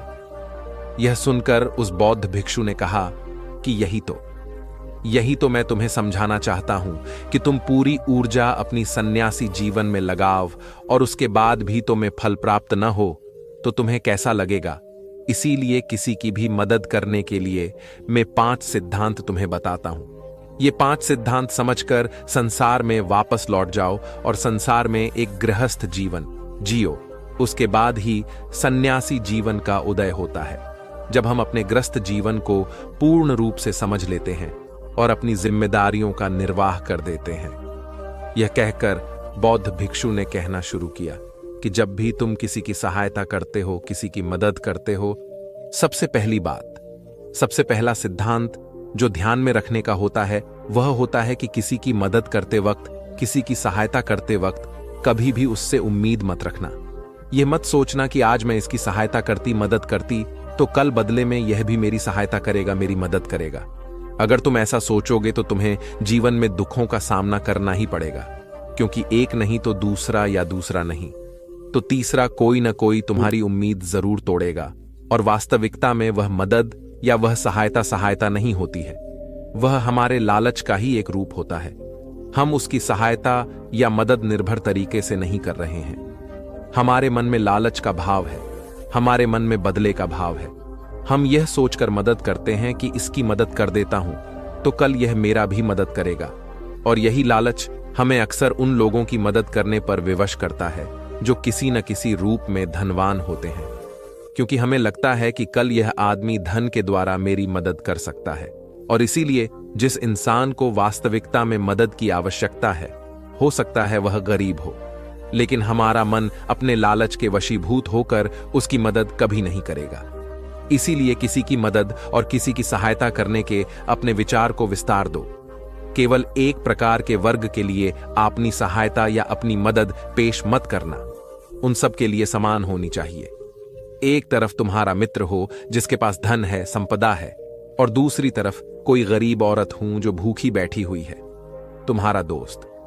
तुमसे कहता है कि यार आज तो खाने के लिए अच्छे अच्छे पकवान मंगवा लो बाजार से, और दूसरी तरफ वो औरत तुमसे 2 सूखी रोटी मांग रही है, तो तुम किसकी मदद करो? कौन मदद का हकदार सबसे पहले है? सबसे पहले हमारा कर्तव्य बनता है कि उस औरत की भूख मिटाई, लेकिन अक्सर इंसान ऐसे नहीं सोचता है। वह अपने दोस्त को तो हिला देगा, उसको तो बाजार से बहुत महंगी वस्तु मंगाकर दे देगा, लेकिन किसी गरीब को उसकी भूख मिटाने के लिए पैसा या धन नहीं देगा। दूसरी बात जो ख्याल में रखने की है वो ये कि सहायता करते वक्त हमारा लालच कभी भी उसके साथ नहीं जोड़ना चाहिए। अक्सर हम जब किसी की मदद करते हैं तो हमारा लालच और हमारा स्वार्थ उसके साथ जुड़ा होता है, और हम अपनी भविष्य की योजना तैयार करके उस आदमी की मदद करते हैं। हम ये सोचते हैं कि अगर मैं इसका यह काम करेगा तो भविष्य में यह आदमी मेरा वो काम पूरा कर देगा, और वो सहायता, वह मदद बिल्कुल भी परमात्मा के द्वार को नहीं खटखटाती, क्योंकि वह लालच है। आप अपने आप को धोखा देने के लिए अपने लालच को एक सहायता, एक मदद का रूप दे रहे हैं। तीसरी बात जो ख्याल रखने की है वो ये कि अपने सामर्थ्य के हिसाब से दूसरे की मदद करो। कभी भी एक ग्रस्त आदमी को किसी की सहायता नहीं करनी चाहिए, जिससे कि उसका परिवार और उसके बच्चे कष्टमय जीवन बिताएं। सबसे पहला फर्ज हमारा होता है अपने परिवार को सुखी रखना, उनकी जरूरतें पूरी करना, और उसके बाद दूसरों की मदद करना आता है। लेकिन कुछ लोग दूसरों की मदद पहले करते हैं और अपने परिवार को मदद कम देते हैं, जिससे कि परिवार में लड़ाई झगड़े आए दिन पनपते रहते हैं, और ये सब हम समाज में देखते रहते हैं। अपने आसपास अगली बात जो ख्याल में रखने की होती है वो ये कि अपना कर्म, अपनी जिम्मेदारियां पहले निभानी होती है। हम अपना गम, अपना काम छोड़कर पहले दूसरों की मदद करने के लिए चले जाते हैं, और जब दूसरा बदले में हमारी मदद नहीं करता तो हमारा दिल दुखी हो जाता है। हम सोचते हैं कि मैंने तो अपना काम कर उस आदमी की मदद की थी और वो आदमी मेरी मदद ही नहीं कर रहा है। इसीलिए अपना गम सर्वोपरि, अपना कर्म सबसे ऊपर, क्योंकि वही काम करने के लिए इस दुनिया में हमारा जन्म हुआ है। और सबसे आखिर में जो बात समझने की है वो ये कि परमात्मा की मर्जी से ही सब कुछ होता है। हमारा कर्तव्य है अपने कर्म को कर जाना, करनी धनी तो ऊपर वाले के हाथ में है। इसीलिए जो कुछ भी होता है सब ऊपर वाले पर छोड़ दो। अगर तुम्हें कोई धोखा भी देता है तो यह समझकर चलो कि वो सब ऊपर वाले की कमी होती है। आप यह मान के चलो कि मैं करता नहीं हूं, मैं तो एक माध्यम हो कमाने वाला, तो वो है, उसके सामने किसकी मर्जी चली। जब यह आस्था विश्वास हमारे मन में पनपने लगता है तो हमारी सारी शिकायतें दूर हो जाती हैं, क्योंकि इस दुनिया में जो भी होता है अच्छे के लिए होता है। जो भी हो रहा है अच्छे के लिए हो रहा है, और जो भी होगा अच्छा ही होगा। चाहे हमारी बुद्धि आज वर्तमान में इस सिद्धांत को न समझ पाए, लेकिन जीवन में कभी न कभी किसी न किसी मोड़ पर आपको जरूर यह एहसास होगा कि जो हुआ था वह अच्छी के लिए ही हुआ था। इसीलिए सारी शिकायतें दूर कर दो और बस अपना कर्म करते जाओ। अपने गृहस्थ जीवन को पूर्ण रूप से जिलो, और उसके बाद ही सन्यासी जीवन की नींव होती है। इसके बाद बौद्ध भिक्षु ने आनंद को कहा कि वापस अपने गांव लौट जाओ, अपनी बेटियों को वापस लेकर आओ, तुम्हें पालो पूछो, अपने बच्चों को वापस लेकर आओ, दूसरी शादी कर लो, लेकिन बच्चों का पालन पोषण अच्छे तरीके से करो। यह सुनकर आनंद अपने बच्चों के साथ अपने गांव में वापस लौट आता है। गांव में किसी को खबर नहीं थी कि आनंद कहां पर गया हुआ था और वह क्या ध्यान लेकर वापस लौटा है। लेकिन अगले दिन सुबह सुबह गांव वालों ने आनंद के चेहरे पर एक अलग ही चमक, एक अलग ही आभा पाई। तो इस कहानी से हमें यह सीख मिलती है कि दूसरों के पीछे भागने से अच्छा है अकेले रहकर अपने आप को सुधारो और अपनों का काम बड़े ही खुशी से करो, और शांत रहकर अपने आप के दिमाग की मन स्थिति को सुधार। तो अब हम आपको बताएंगे कि शांत रहने की क्या क्या फायदे हैं। तो चलिए शुरुआत करते हैं। हर तरफ शोषण, आबे और भाग दौड़ के बीच खामोशी की अपनी अलग ही खासियत है। आपने कई कविताओं में भी पढ़ा होगा कि मौन रहकर एक दूसरे की बात को समझना सबसे सुंदर संवाद है। लेकिन क्या आप यह जानते हैं कि चुप रहने के अपने शारीरिक और मानसिक फायदे भी हैं? विशिष्ट मानते हैं कि मौन यानी शांत रहने से व्यक्ति अधिक दिमागदार और उत्पादक बनने की ओर अग्रसर होता है। इससे उसके मानसिक और शारीरिक स्वास्थ्य दोनों में सुधार हो सकता है। मौन धारण करने का महत्व। आज हम जिस युग में जी रहे हैं उसमें टेक्नोलॉजी एक महत्वपूर्ण भूमिका निभाती है। जहां लोग एकांत की खोज में लगे रहते, वह खुद को इन्हीं टेक्नोलॉजी को कहीं गुम कर देते हैं। लेकिन मौन को मन में बैठाने की दिशा में पहला कदम यह है कि आप अपने मानसिक स्वास्थ्य को अन्य सभी पहलुओं से बढ़कर समझें और फिर उन तकनीकों को शामिल करने का सचेत प्रयास करें जो आपको मौन रहने की आत्मीय उदारता और शक्ति का अनुभव करने की अनुमति दें। गाड़ियों की बेतहाशा फॉर्म से लेकर आसपास बजने वाले म्यूजिक ऑन डिमांड शो और लोगों की झटपट और से लेकर आपकी बिल्डिंग के ऊपर से उड़ते हुए हवाई जहाज की आवाज तक, हर तरफ एक गाना शोर है जिसमें दूसरों की तो क्या, कभी कभी खुद की भी आवाज नहीं सुन पाते। आपके अंतर्मन की आवाज, जिसे सुनने से आपके जीवन की आधी परेशानी का समाधान मिल सकता है। वैज्ञानिक प्रमाणों के अनुसार यह हमारे स्वास्थ्य के लिए बहुत अच्छी बात है कि लेकिन शांत रहना ब्लड प्रेशर कम कर सकता है, एकाग्रता और ध्यान में सुधार ला सकता है, परेशान करने वाले विचारों को शांत कर सकता है, मस्तिष्क के विकास को बढ़ावा दे सकता है, कोर्टिसोल को कम कर सकता है, अंदर की रचनात्मकता को बढ़ावा मिलता है, अच्छी नींद को बढ़ावा मिलता है, दिमागी रूप से स्वस्थ महसूस कर सकते हैं। हालांकि यहां मौन रहने का मतलब परेशानी में भी चुप्पी साधे रहने से नहीं है, बल्कि अनावश्यक किसी भी शोर से दूर रहने और ध्वनि प्रदूषण से बचना है। मौन रहते हुए धीरे धीरे गहरी सांस लेने से और भी फायदे मिल सकते हैं। चुप रहना है। अनेक समस्याओं का हल तनाव घटाने और एकाग्रता बढ़ाने के लिए फायदे बनाएंगे। मेडिटेशन और ध्यान लगाना खुद को शांत करने और तनाव घटाने का एक बेहतरीन तरीका है। आपने ध्यान दिया होगा कि हर धर्म और संस्कृति में शांत और मौन रहने को महत्व दिया गया है, चाहे आप इसे धार्मिक नाम दें या जीने का एक तरीका माने। लेकिन दिन भर में कुछ समय तक शांत रहना आपके स्वास्थ्य के लिए बहुत फायदेमंद साबित होता है। कई साइकोलॉजिस्ट भी कॉन्फिडेंस बढ़ाने, कंसंट्रेशन बढ़ाने, मन की शांति और पॉजिटिव थिंकिंग के लिए कुछ मिनट मौन धारण करने की सलाह देते हैं। जब हम कुछ समय मौन या चुप रहते हैं तो हमें खुद से बात करने का मौका मिलता है। हम चिंतन मनन करते हैं जिससे हमारा मन शांत होता है, दिमाग रिलैक्स रहता है और हमारा दिमाग नई ऊर्जा और विचारों से भरता है। चलिए आपको बताते हैं चुप्पी मौन रहने के 9 फायदे। पहला फायदा, दिमाग बेहतर काम करता है। एक रिसर्च के मुताबिक अगर हम दिन भर में कुछ मिनट शांत रहते हैं तो हमारा दिमाग रिचार्ज होता है और बेहतर काम करता है। इसके लिए दिन भर में सिर्फ 3 मिनट चुप रहने से शुरुआत करें। ऐसा करने से आप देखेंगे कि आपका दिमाग ठंडा तो रहता ही है, आपके व्यक्तिगत रिश्तों में भी सुधार होता है। दूसरा फायदा, तनाव वाले हार्मोन नियंत्रित होते हैं। आज के दौर में हर तरफ शोर ही शोर है। इसकी वजह से दिमाग में तनाव पैदा होना लाजमी है।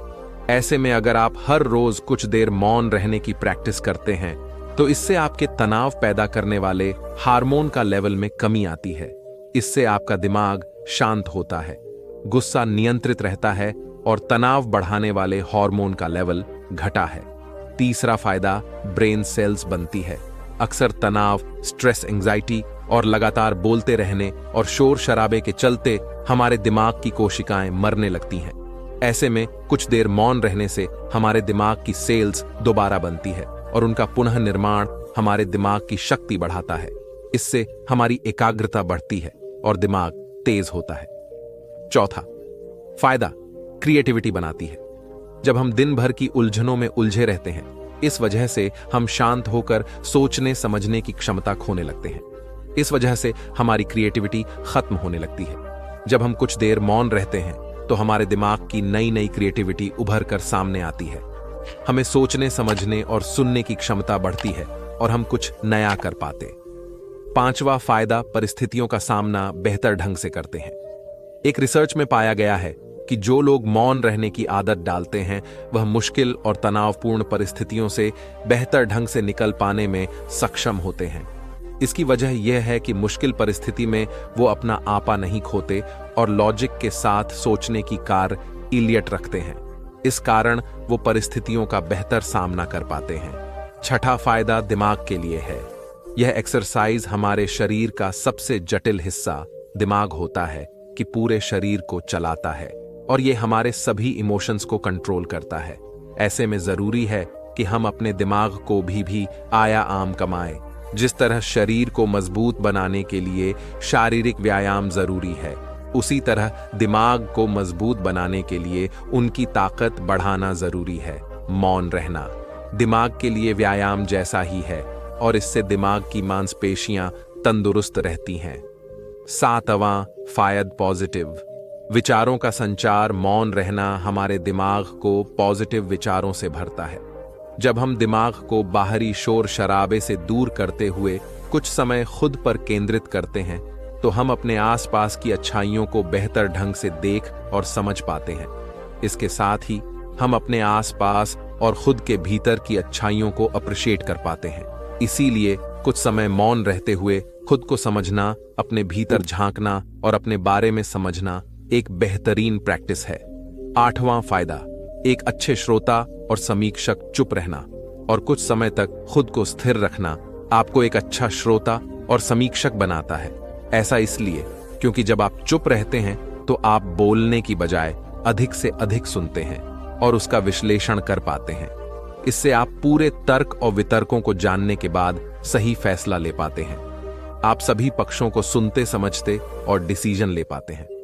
चुप रहना आपके दिमाग को शांत करता है और आपको लॉजिकल समीक्षक बनाता है। फायदा कैसे रखें? खुद को कुछ मिनट के लिए मौन रहने के लिए लोग बहुत तरीकों का सहारा लेते हैं और कुछ भगवान के नाम का जाप करते हैं, कुछ आपके कृत्यों का विश्लेषण करते हैं, वहीं कुछ लोग माइंडफुलनेस प्रैक्टिस अपनाते हैं। चलिए आपको बताते हैं खुद से जो उठाते हुए मौन धारण करने के कुछ आसान तरीके। माइंडफुलनेस एक बेहतरीन मेडिटेशन प्रैक्टिस है जो आपको शांत रखने के साथ ही एंग्जाइटी और दिमाग को कंट्रोल करने का काम करती है। इसके लिए आप ये स्टेप्स अपना सकते हैं।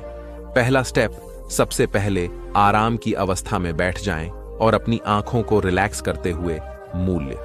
दूसरा स्टेप, अब अपनी सांसों पर पूरा ध्यान केंद्रित करें। अपनी सांस के उठने और गिरने की गति पर ध्यान दें और अपना दिमाग बाहरी शोर से दूर सिर्फ और सिर्फ अपनी सांसों पर केंद्रित करें। तीसरा स्टेप, अपनी सांसों पर ध्यान देना आपके पूरे शरीर को शांत करता है, दिमाग में रक्त संचार बढ़ता है और तनाव दूर करने में मत यादगार होता है। चौथा स्टेप, खुद को शांत करते हुए अपने पूरे शरीर को अंदर ही अंदर स्कैन करना भी फायदेमंद साबित होता है। इससे आपको अपने शरीर के बारे में बेहतर समझ में आता है। इससे आपके दिमाग और शरीर के बीच में बेहतर संबंध स्थापित होता है। हम उम्मीद करते हैं कि यह जानकारी आपके काम आएगी। तो चलिए जानते हैं हमारे शब्दों में कितनी ताकत होती है एक कहानी के माध्यम से। तो चलिए उस कहानी की शुरुआत करते हैं जो लोग बुद्धिमान हैं। आइए जानते हैं कि शब्द हथियार की तरह होते हैं जिनसे किसी को भी बचाया जा सकता है या किसी को भी मारा जा सकता है। अब आप सोच रहे होंगे कि शब्दों से किसी को मारा कैसे जा सकता है। तो जरा सोचिए, ज्यादातर आत्महत्याओं के पीछे किसका कारण होता है? किसी के पति ने कुछ कहा, किसी के पिता ने कुछ कहा और उन लोगों ने आत्महत्या कर ली। आत्महत्या किसके कारण हुई? को पीड़ित के मन को इतना दुखी कर गए कि उसके मन से वह दुख सहना और ज्यादा बर्दाश्त करना नामुमकिन हो गया और इसी वजह से उन्होंने आत्महत्या कर ली। ऐसे ही आपके शब्द किसी को नया जीवन प्रदान कर सकते हैं। जब कोई आदमी उदास होता है या दुखी होता है तो आपके शब्द उसमें एक नया जोश, एक नया उत्साह भर सकते हैं और एक हारा हुआ आदमी अपने जीवन में एक नई शुरुआत कर सकता है, सिर्फ शब्दों के माध्यम से, हमारी वाणी के माध्यम से। तो अब तक आप यह तो समझ ही गए होंगे कि हमारे शब्द हमारे जीवन को किस तरह निर्धारित करते हैं, शब्दों में कितनी ताकत होती है और किसी से बात करते वक्त हमें कितनी सावधानी से अपने शब्द सुननी चाहिए। आज की जो बौद्ध कहानी मैं आपको सुनाने वाला हूं, उसमें आपको सीधे सीधे तौर पर कुछ ऐसे तरीके पता चलेंगे, कुछ ऐसी परिस्थितियां चलेंगी जहां पर आपको हमेशा चुप रहना चाहिए। कुछ परिस्थितियों में अगर आप कुछ नहीं बोलेंगे तो वही आपके लिए सबसे ज्यादा बेहतर होगा। इससे पहले कि आप इस कहानी में खो जाएं, इस चैनल को सब्सक्राइब जरूर कर लें। तो चलिए कहानी शुरू करते हैं। एक बार की बात है, एक युवा लड़का एक बार एक बौद्ध भिक्षु के पास पहुंचा। वह काफी परेशान लग रहा था और उसने बौद्ध भिक्षु से जाकर पूछा कि हे महात्मा, मैं अपने आप से परेशान हूं, अपने आप से दुखी हूं। बाहरी रूप से मुझे कोई दुख नहीं है, मैं धन धान्य संपन्न हूं, मुझे कोई शारीरिक रोग भी नहीं है, लेकिन मैं खुद से परेशान रहता हूं, अपने मन से परेशान रहता हूं।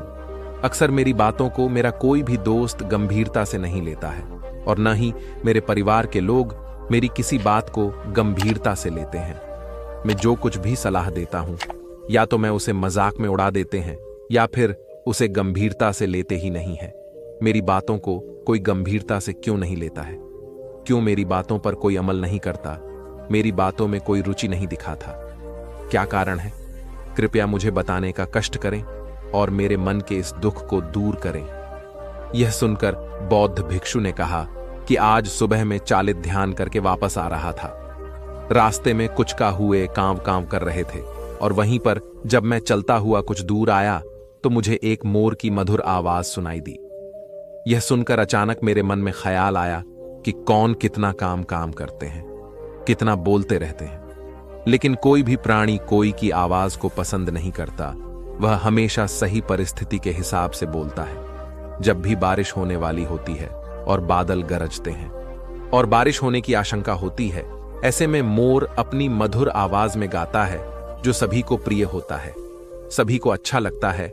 ऐसे ही अगर इन सही परिस्थिति के हिसाब से सही शब्द बोले, सही वाणी बोले, तो वही वाणी दूसरों के लिए संगीत हो जाती है, संगीत बन जाती है और दूसरे लोग तुमसे सम्मोहित हो जाते हैं और वहीं पर तुम्हें सब लोग गंभीरता से लेने लगते हैं।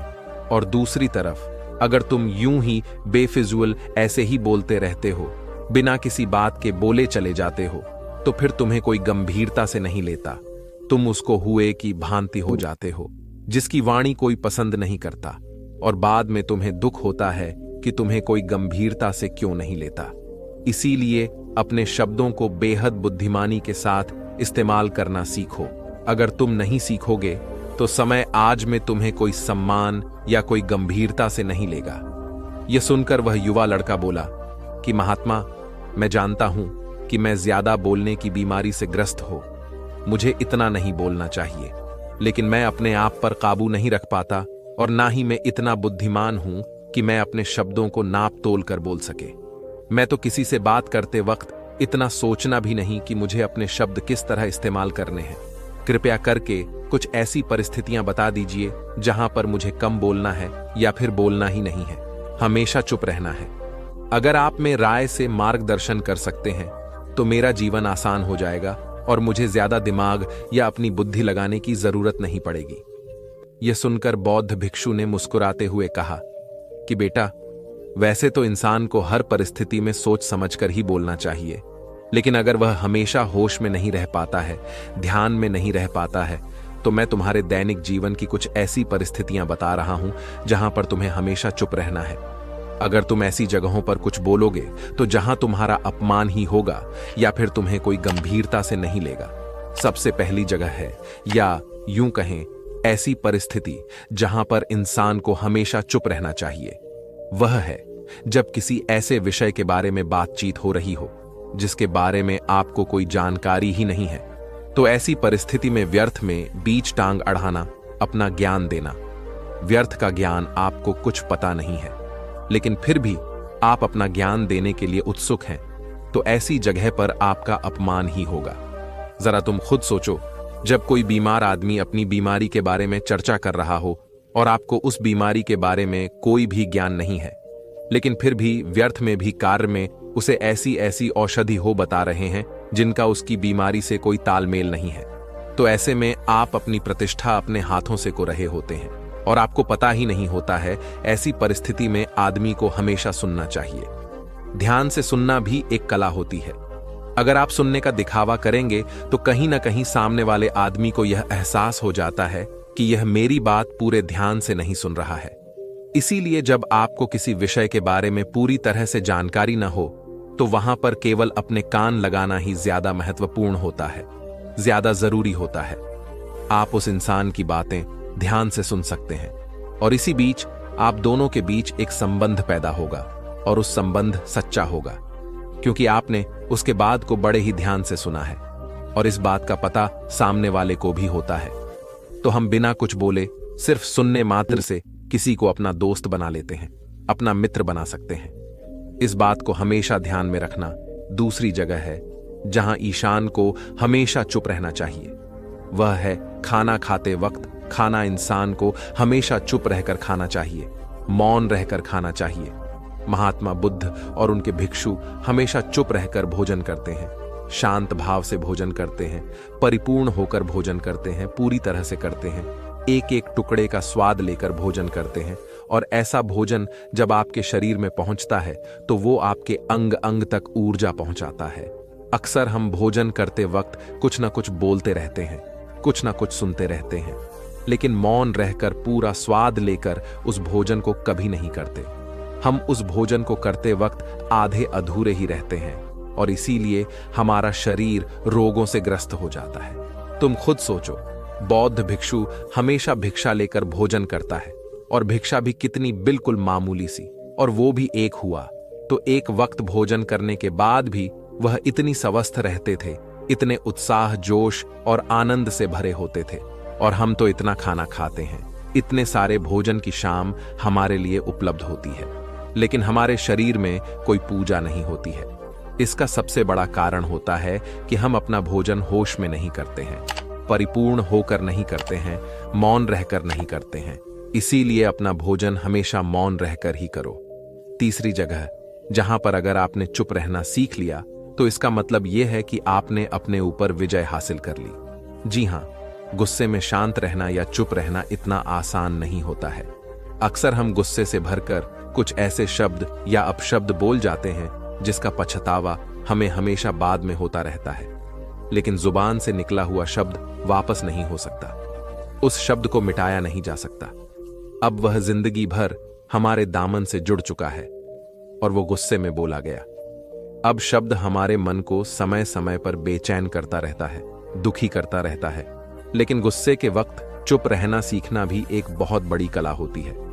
गुस्से में आदमी का अपने ऊपर का भूखा रहता है, अपनी इंद्रियों को वश में कहां रख पाता है। इसीलिए इस कला को आप तभी सीख सकते हैं जब आप गुस्सा भी होश में रहकर कर पाए। जब भी आपको गुस्सा आए, आपके दिमाग में सिर्फ एक ही बात आई कि मुझे चुप रहना है, मुझे किसी से कुछ गाली गलौच नहीं करना, किसी को कोई अपशब्द नहीं बोलना। और जब यह विचार गुस्से के साथ छूट जाता है और धीरे धीरे ये आदत बन जाता है तो आप अपने गुस्से को भी काबू में करना सीख जाते हैं। जब भी कभी गुस्सा आए तो किसी को कुछ बोलने की बजाय कुछ शारीरिक व्यायाम करना शुरू कर, उछालना, भागना, दौड़ना, जिम करना, कुछ भी आप ऐसा व्यायाम कर सकते हो जिसमें आपका शरीर थक जाए। आप पाएंगे कि जब आपका शरीर थक जाता है तो आपका मन भी शांत हो जाता है। आपने उस गुस्से की ऊर्जा को एक सकारात्मक रूप दे दिया और यही बुद्धिमान व्यक्ति की पहचान होती है, जो दूसरों के तानों से भी अपना घर बना लेता है, अपनी कामयाबी के रास्ते निकाल लेता है। वही सच में बुद्धिमान आदमी है जो जहर को भी दबाव बनाकर इस्तेमाल करना सीख जाए, वही असली बुद्धिमान होता है। चौथी जगह जहां आप चुप रहेंगे तो आपके लिए वहीं सबसे ज्यादा बेहतर होगा, वही आपको सम्मान दिलाएगी। चौथी जगह है जब चार लोग आपस में बैठकर बातें कर रहे हो, कोई बैठक कर रहे हो, तो वहां पर जब चार लोग बात कर रहे होते हैं तो चारों लोग एक साथ तो बात कर नहीं सकते। एक बार में एक व्यक्ति बोलेगा और तीन सुनेंगे, तभी वो बैठक कामयाब हो पाए, तभी वो चर्चा सही रूप में आगे बढ़ पाएगी। लेकिन अगर कोई आदमी ऐसा बैठा हुआ है जो बीच में ही दूसरे की बात काटकर अपनी बात को ऊपर रखना चाहता है, तो ऐसे में वो चर्चा या वह बैठक आपको कहीं नहीं पहुंचाएगी और चारों लोगों के बीच आप सबसे मूर्ख कहलाओगे। अगर आपको अपनी बात कहने हैं तो सामने वाले को अपनी बात पूरा करने दो, उसके बाद अपने विचार रखे। यही एक भद्र पुरुष या फिर कहीं अच्छे आदमी की पहचान होती है। और आखिरी जगह, अगर हमारे माता पिता हमें कुछ कह देते हैं, हमारे बड़े बुजुर्ग हमें किसी बात पर डाउन देते हैं या हमें थप्पड़ भी मार देते हैं, तो ऐसी जगहों पर आपका शुभ रहना ही के प्रति सम्मान दिखाएगा, उनके प्रति आदर का भाव व्यक्त होगा।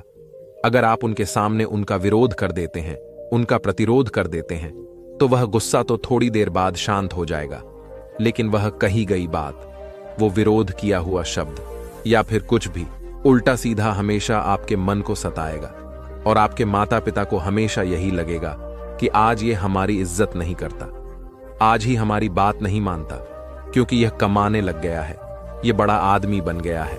ऐसी ऐसी बातें उठेंगे, ऐसे ऐसे तंज कससे जाएंगे। इसीलिए ऐसी जगह पर आप मौन नहीं चुप रही हैं, कुछ मत बोलिए, अपने गुस्से को अपने अंदर ही पी लीजिए, कुछ भी आयाम कर लीजिए, भाग लीजिए, दौड़ लीजिए, आपका मन अपने आप शांत हो जाएगा। आखिर में बौद्ध भिक्षु ने अपनी बात को खत्म करते हुए कहा कि कम शब्दों में अपनी भावनाओं को उतारना सीखो। शब्द हथियार की तरह होते हैं। बोलो तो होश में बोलो, ध्यान में बोलो। जीवन शैली ऐसी बना लो कि आप जब भी बोलो पूरे होश में रहकर बोलो, पूरे आनंद के साथ बोलो, पूरे के साथ दोनों ऐसी वाणी बोलो जो दूसरे के दिल को ठंडक पहुंचाती है, दूसरे के मन को शांत कर दी थी हो। और वो तभी संभव है जब आप प्रतिपल होश में रहकर बोले। इसके बाद वह युवा लड़का बौद्ध भिक्षु के सामने नतमस्तक हो गया और उनको प्रणाम करते हुए अपने घर वापस लौट गया। अब हम जानेंगे महात्मा गौतम बुद्ध के अनुसार अपने मन को जल्दी से जल्दी वश में कैसे किया जाए। तो चलिए जानते हैं गौतम बुद्ध से शांति के फायदे। तो आपको पता चल गया। अब गौतम बुद्ध के अनुसार अपने मन को कैसे संयमित किया जाए, चलिए उसके बारे में जानते हैं। भगवान गौतम बुद्ध कहते थे, यह संसार एक जाल है जो कि मनुष्य को अच्छाई भी दिखाता है और बुराई भी दिखाता है। कभी सुंदरता दिखाता है तो कभी दुर्बलता दिखाता है। कभी यह संसार मनुष्य को आकर्षित करता है और कभी कभी मनुष्य को इतना उलझा देता है कि मनुष्य को खुद के जीवन का ध्यान ही नहीं रहता। इसलिए संसार के माया जाल से बचने के लिए भगवान गौतम बुद्ध कहते हैं, जो पुरुष अपने खुद के इंद्रियों से कभी नहीं हारा हुआ, संसार से या पूरे ब्रह्मांड के किसी भी चीज से कभी हार ही नहीं सकता। वह मनुष्य जहां भी हो उसकी विजय निश्चित है। दोस्तों, आपको बता दें कि इंद्रियों का मतलब होता है कान, नाक, त्वचा, जीभ, हाथ। इन 5 शरीर के भावों को मुख्य इंद्रियां कहा जाता है। इंद्रियों को जो पुरुष या स्त्री अपने मन से संयमित कर पाते हैं, पुरुष या स्त्री बड़ी ही आसानी से संसार के महासागर को पार कर लेते हैं। यानी कि किसी भी चीज सेवा आकर्षित नहीं होते और अपना कर्म बड़े ही विश्वास के साथ करते रहते हैं। ऐसे ही मनुष्य संसार में या इस लोक में या परलोक में बार बार विजयी होते रहते हैं। तो चलिए जानते हैं कि हमारे मन को कैसे वश में किया जाए ताकि हम इस संसार के माया जाल में फिर से न फंसे। भगवान गौतम बुद्ध कहते हैं, मन को वश में करने के लिए सबसे पहले आपको यह जानना होगा कि आपके शरीर से श्रेष्ठ आपकी इंद्रियां होती हैं, आपकी इंद्रियों से श्रेष्ठ आपका मन होता है और आपके मन से श्रेष्ठ आपकी बुद्धि होती है और अंततः बुद्धि से श्रेष्ठ आपका आत्मा होता है और आत्मा से भी श्रेष्ठ परमात्मा होते हैं, यानी भगवान होते हैं। तो अगर आपके मन को वश में करना है तो सबसे पहले आपकी बुद्धि में यह विचार करें कि मैं आपसे बुरे कामों के बारे में सोच दूंगा भी नहीं और मेरे अच्छे काम विश्वास करता रहूंगा। दोस्तों, अगर आप बुरी आदतों के बारे में सोचोगे ही नहीं तो वह आदतें आपकी बुद्धि पर हावी नहीं होगी और आप कभी गलत काम नहीं करोगे। तो सबसे पहली बात तो यह है कि अपने बुद्धि में से बुरी आदतों को निकाल दो और अपनी बुद्धि में जो भी आपका काम है उस काम के बारे में भी डालना शुरू कर दो। फिर आपकी बुद्धि आपके मन को आपके काम के बारे में संदेश देगी और मन सभी इंद्रियों को वश में करके आपके काम के ऊपर लगा देगा। तो इसी तरह से करते करते आपका मन एक दिन अवश्य ही वश में हो जाएगा और जिस व्यक्ति का मन वश में हो जाता है उस व्यक्ति के मन में हमेशा ही भगवान भास्कर पर है। तो देखा दोस्तों, मन को वश में करने के लिए सबसे पहले आपको अपनी बुद्धि को अपने काम के बारे में ज्ञान देना होगा और बुद्धि में से बुरी आदतों को बिल्कुल निकलना होगा, यानी कि उनके बारे में सोचना ही छोड़ना होगा। तब जाकर आप अपने मन को वश में अवश्य ही कर पाओगे और जब आप पूर्णता आप अपने मन को वश में कर लोगे तब आपके लिए सुख दुख, सर्दी गर्मी और मान अपमान सब एक जैसा होगा और आप इस दुनिया के माया से परे हो जाओगे। आपको कोई भी चीज आकर्षित नहीं कर पाएगी, उल्टा आपसे ही लोग आकर्षित होंगे और आप जैसा भी काम करते हैं लोग भी आपको देखकर वैसा ही काम करेंगे और लोगों को आप एक आकर्षित और बुद्धिमान मनुष्य लगोगे। इसीलिए हमारे भागवत गीता में भगवान कृष्ण ने यह कहा है कि मन का सारा खेल है, मन के हारे हार है और मन के जीते जीत है। ऐसा ही हमारे भगवान बुद्ध ने और न जाने कितने सफल लोगों ने कहा है। भगवान बुद्ध ने कहा है कि जिसने अपने मन को वश में कर लिया है, उसकी जीत को देवता भी हार में नहीं बदल सकते हैं। साथ मन को वश में करने का नाम ही आत्मसंयम है, जिसका अर्थ है अपने आप को वश में करना, अर्थात मन, वचन और कर्म पर अधिकार प्राप्त करना, ताकि शरीर से कोई अशुभ कार्य न होने पाए, जिससे कोई अपशब्द न निकले और मन में कभी अशुभ विचार न उठने पाए। यदि मनुष्य अपनी इंद्रियों का प्रयोग उचित ढंग से करता है, तो ही उस मनुष्य को दूसरों को ज्ञान देने का अधिकार है। यदि उसका अपने मन पर अधिकार नहीं है, उचित और अनुचित का ज्ञान नहीं है, तो वह मनुष्य के पद से गिरकर अन्य योनियों में गिने जाने योग्य हो सकता है। एक कथन है कि हम जैसा सोचते हैं वैसा ही बन जाते हैं। वास्तव में यह विचार नहीं, अपितु विचारों का सच एहसार है। हमारी सोच और विचारों का प्रभाव हमारे मन पर गहरा असर छोड़ देता है। मनुष्य के मन में विचार ही बार बार उभर कर आते हैं, जो मनुष्य को दिशा देने का काम करते हैं। विचार ही मस्तिष्क को गति प्रदान करते हैं और गलत विचार क्रोध की ओर जाने को विवश करते हैं। यह हमारी भूल है कि हम सोचते हैं कि मछली की कोई शक्ति नहीं है। संसार में जो भी हुआ, जो भी हो रहा है और जो भी होगा, सब हमारे कर्म के प्रभाव से हुआ है। और जो हो सकता है और आगे जो होगा, वह कर्म की शक्ति से होता है, वह विचारों की शक्ति होती है। यदि हमारे अंदर आत्मसंयम नहीं है, तो आत्मिकता का धन हमारे हाथ नहीं आ सकता है। हम इंद्रियों के जाल में फंसकर पहले तो निर्मल होंगे, फिर अपमानित होते हुए हैं। पहले अपना अनिष्ट करेंगे और फिर किसी और का करेंगे।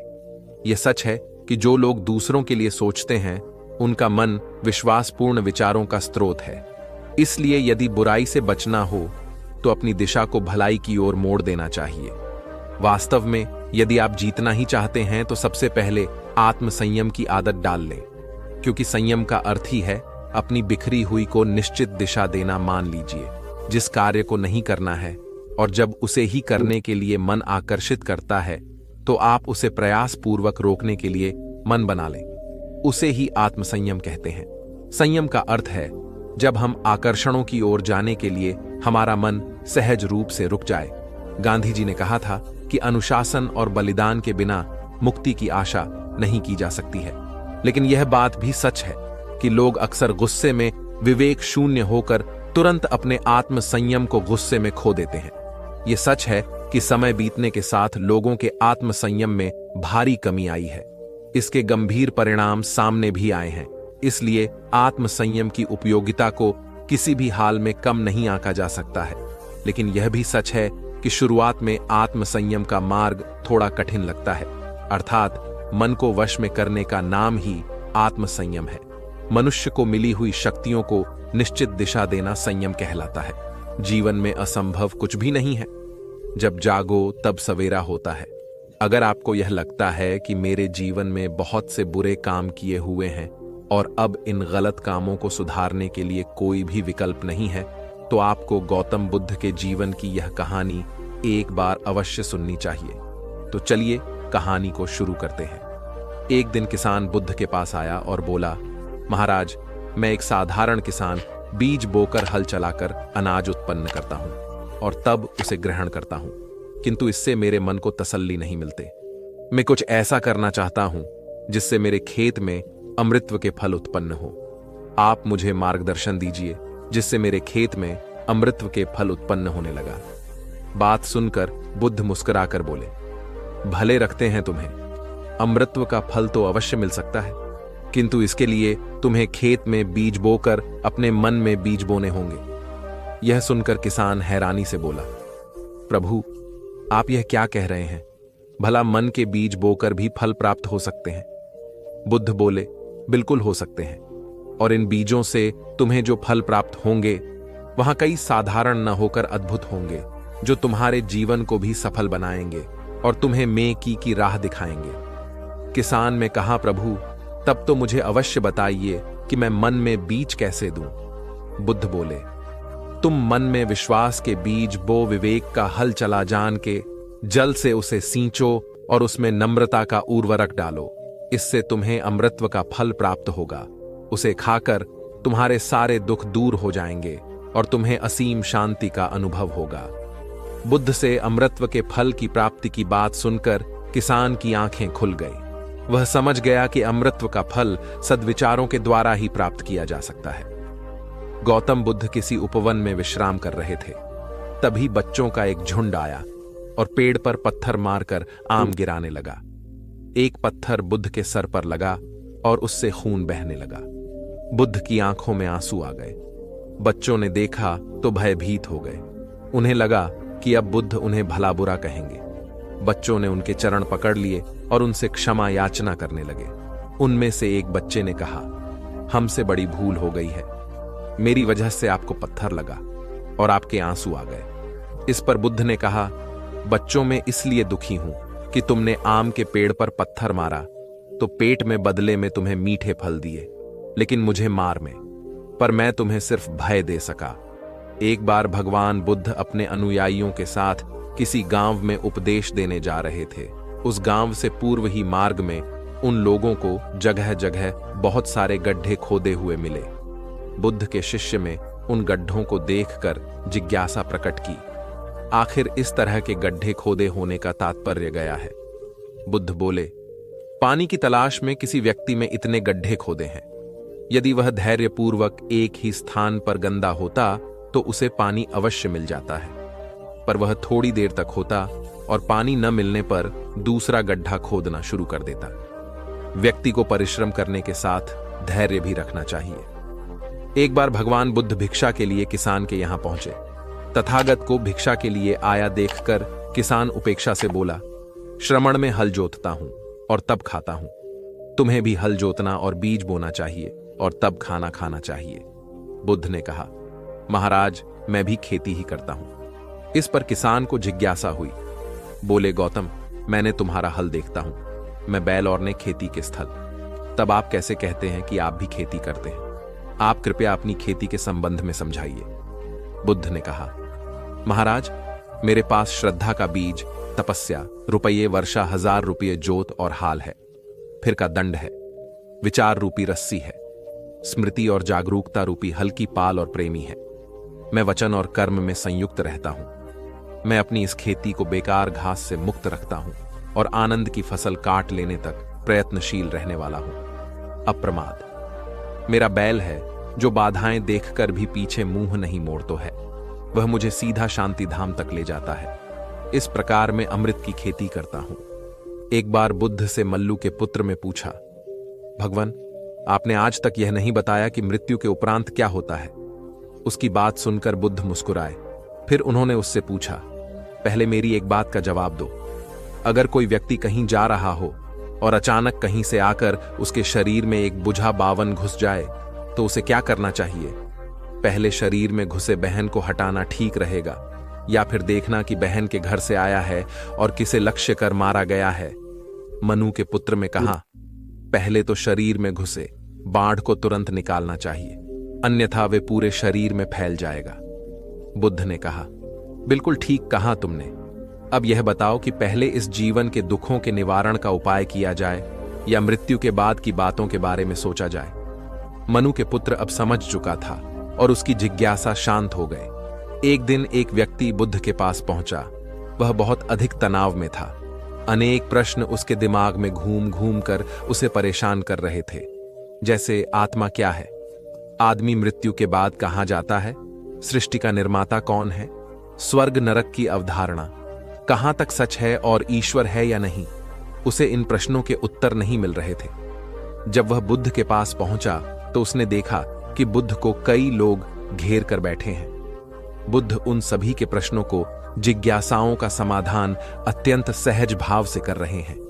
काफी देर तक यह क्रम चलता रहा, किंतु बुद्ध धैर्यपूर्वक हर एक को संतुष्ट करते रहे। बेचारा व्यक्ति वहां का हाल देखकर परेशान हो गया। उसने सोचा कि इन्हें दुनियादारी के मामलों में पढ़ने से क्या लाभ, अपना भगवत भजन करें, और बुनियादी समस्याओं से ग्रस्त इन लोगों को भरा है। किंतु बुद्ध का व्यवहार देखकर तो ऐसा लग रहा था मानो इन लोगों का दुख उनका अपना दुख है। आखिर उस व्यक्ति ने पूछ ही लिया, महाराज, आपको इन सांसारिक बातों से क्या लेना देना?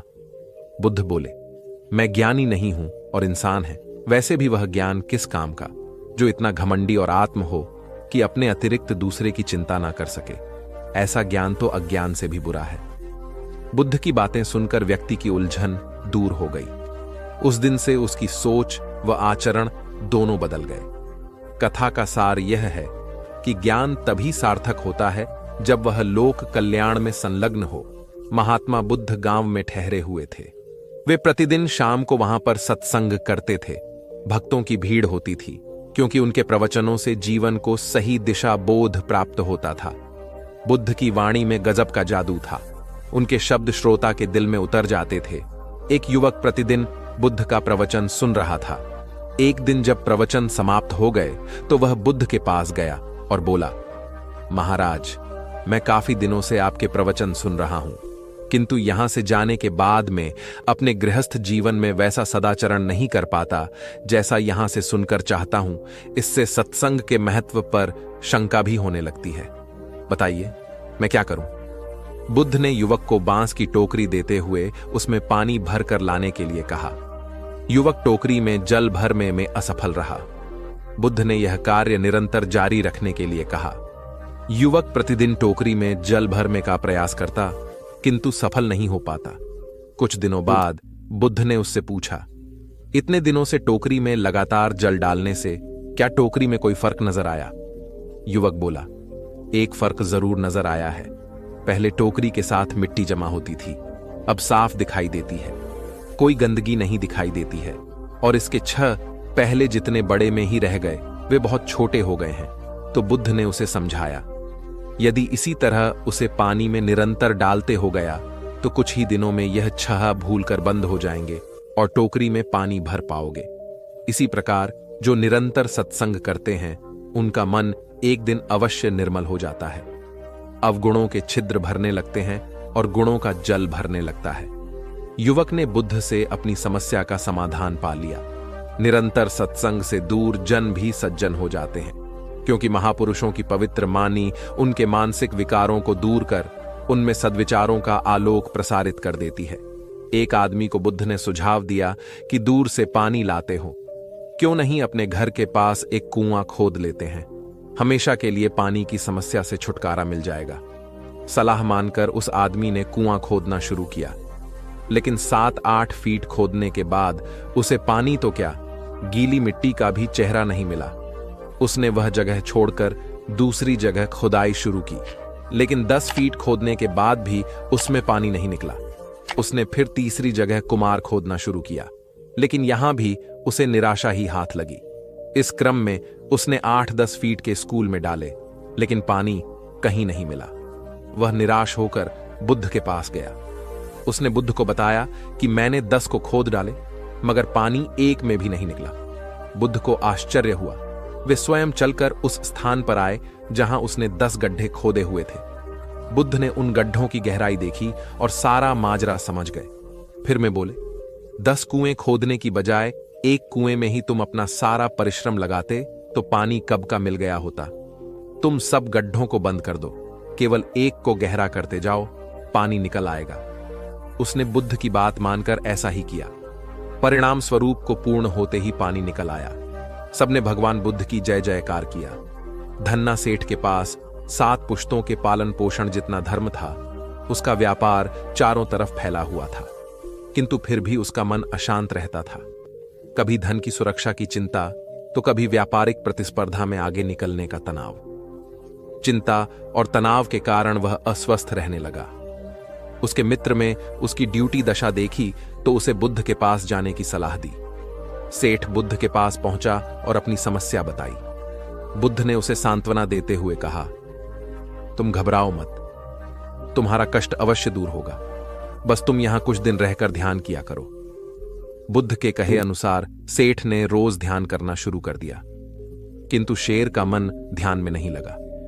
वह जैसे ही ध्यान करने बैठता है उसका मन फिर अपनी दुनिया में चला जाता है। उसमें बुद्ध को यह बात बताई, किंतु बुद्ध ने कोई उपाय नहीं बताया। थोड़ी देर बाद जब सेठ बुद्ध के साथ वन में सायंकालीन भ्रमण कर रहा था तो उसके पैर में कांटा चुभ गया। वह दर्द के मारे कराहने लगा। बुद्ध ने कहा, बेहतर होगा कि तुम जी खड़ा कर कांटे को निकाल दो। दर्द से मुक्ति मिल जाएगी। सेठ ने मन कराकर कांटा निकाल दिया, उसे चैन मिल गया। तब बुद्ध ने उसे समझाया, ऐसे ही लोग क्रोध घमंड द्वेष के कांटे तुम्हारे मन में गहरे हैं। जब तक अपने मन की संकल्प शक्ति से उन्हें नहीं निकालोगे, अशांत ही रहोगे। सेठ का ज्ञान बुद्ध के इन शब्दों से दूर हो गया और उसने निर्मल हृदय की राह पकड़ ली। अपने को प्रवृत्तियों से मुक्ति के लिए संकल्पबद्ध अनिवार्य है। जब तक व्यक्ति दृढ़ निश्चय न कर। एक युवक ने बुद्ध से आकर कहा, मेरा गांव व शिक्षित है। मैं अपने परिवार से झगड़कर थोड़ा बहुत पढ़ पाया हूं। आगे और पढ़ना चाहता हूं, किंतु सभी रोक रहे हैं। घर के लोग सोचते हैं कि खेती में खूब पैसा है और उसके लिए किसी शिक्षा की आवश्यकता नहीं है। यही सोच गांव वालों की भी है। कृपया आप मेरे गांव चलकर वहां शिक्षा का प्रसार करवाई है। बुद्ध युवक की बात मानकर गांव आ गए। धर्म भीरू ग्रामीणों ने बुद्ध का सत्कार किया और रोज उनके प्रवचन सुनने आने लगे।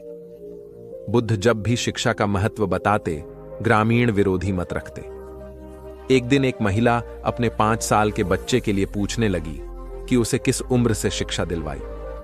तब बुद्ध ने समझाया कि तुम तो 5 वर्ष पूर्व उसकी शिक्षा शुरू कर देनी थी। उसे क्या खाना है, गया नहीं, कैसे क्या बोलना है आदि बातें शुरू से सिद्धौली, तभी तो वह अपना उचित ख्याल रख सकेगा। बुद्ध की यह बात महिला सहित सभी ग्रामीणों को समझ में आ गई। उन्होंने अपने बच्चों को विद्यालय भेजना शुरू किया। यह समय वर्षा का था। युवक ने लोगों को जल संग्रहण की तकनीक बताई। अधिकांश में उपहास किया, किंतु युवक अपना काम करता रहा। बुद्ध का सहयोग प्राप्त था, इसलिए किसी ने उसका खुलकर विरोध नहीं किया। जब गर्मी में भीषण जल संकट के कारण फसलें सूखने लगीं, तो युवक ने कुएं खुदवाए, जिनमें जल संग्रहण की तकनीक के कारण खूब पानी निकला। ग्रामीण अब शिक्षा का महत्व समझ चुके थे। धीरे धीरे संपूर्ण गांव शिक्षित हो गया। ज्ञान हर उम्र में अर्जित किया जा सकता है।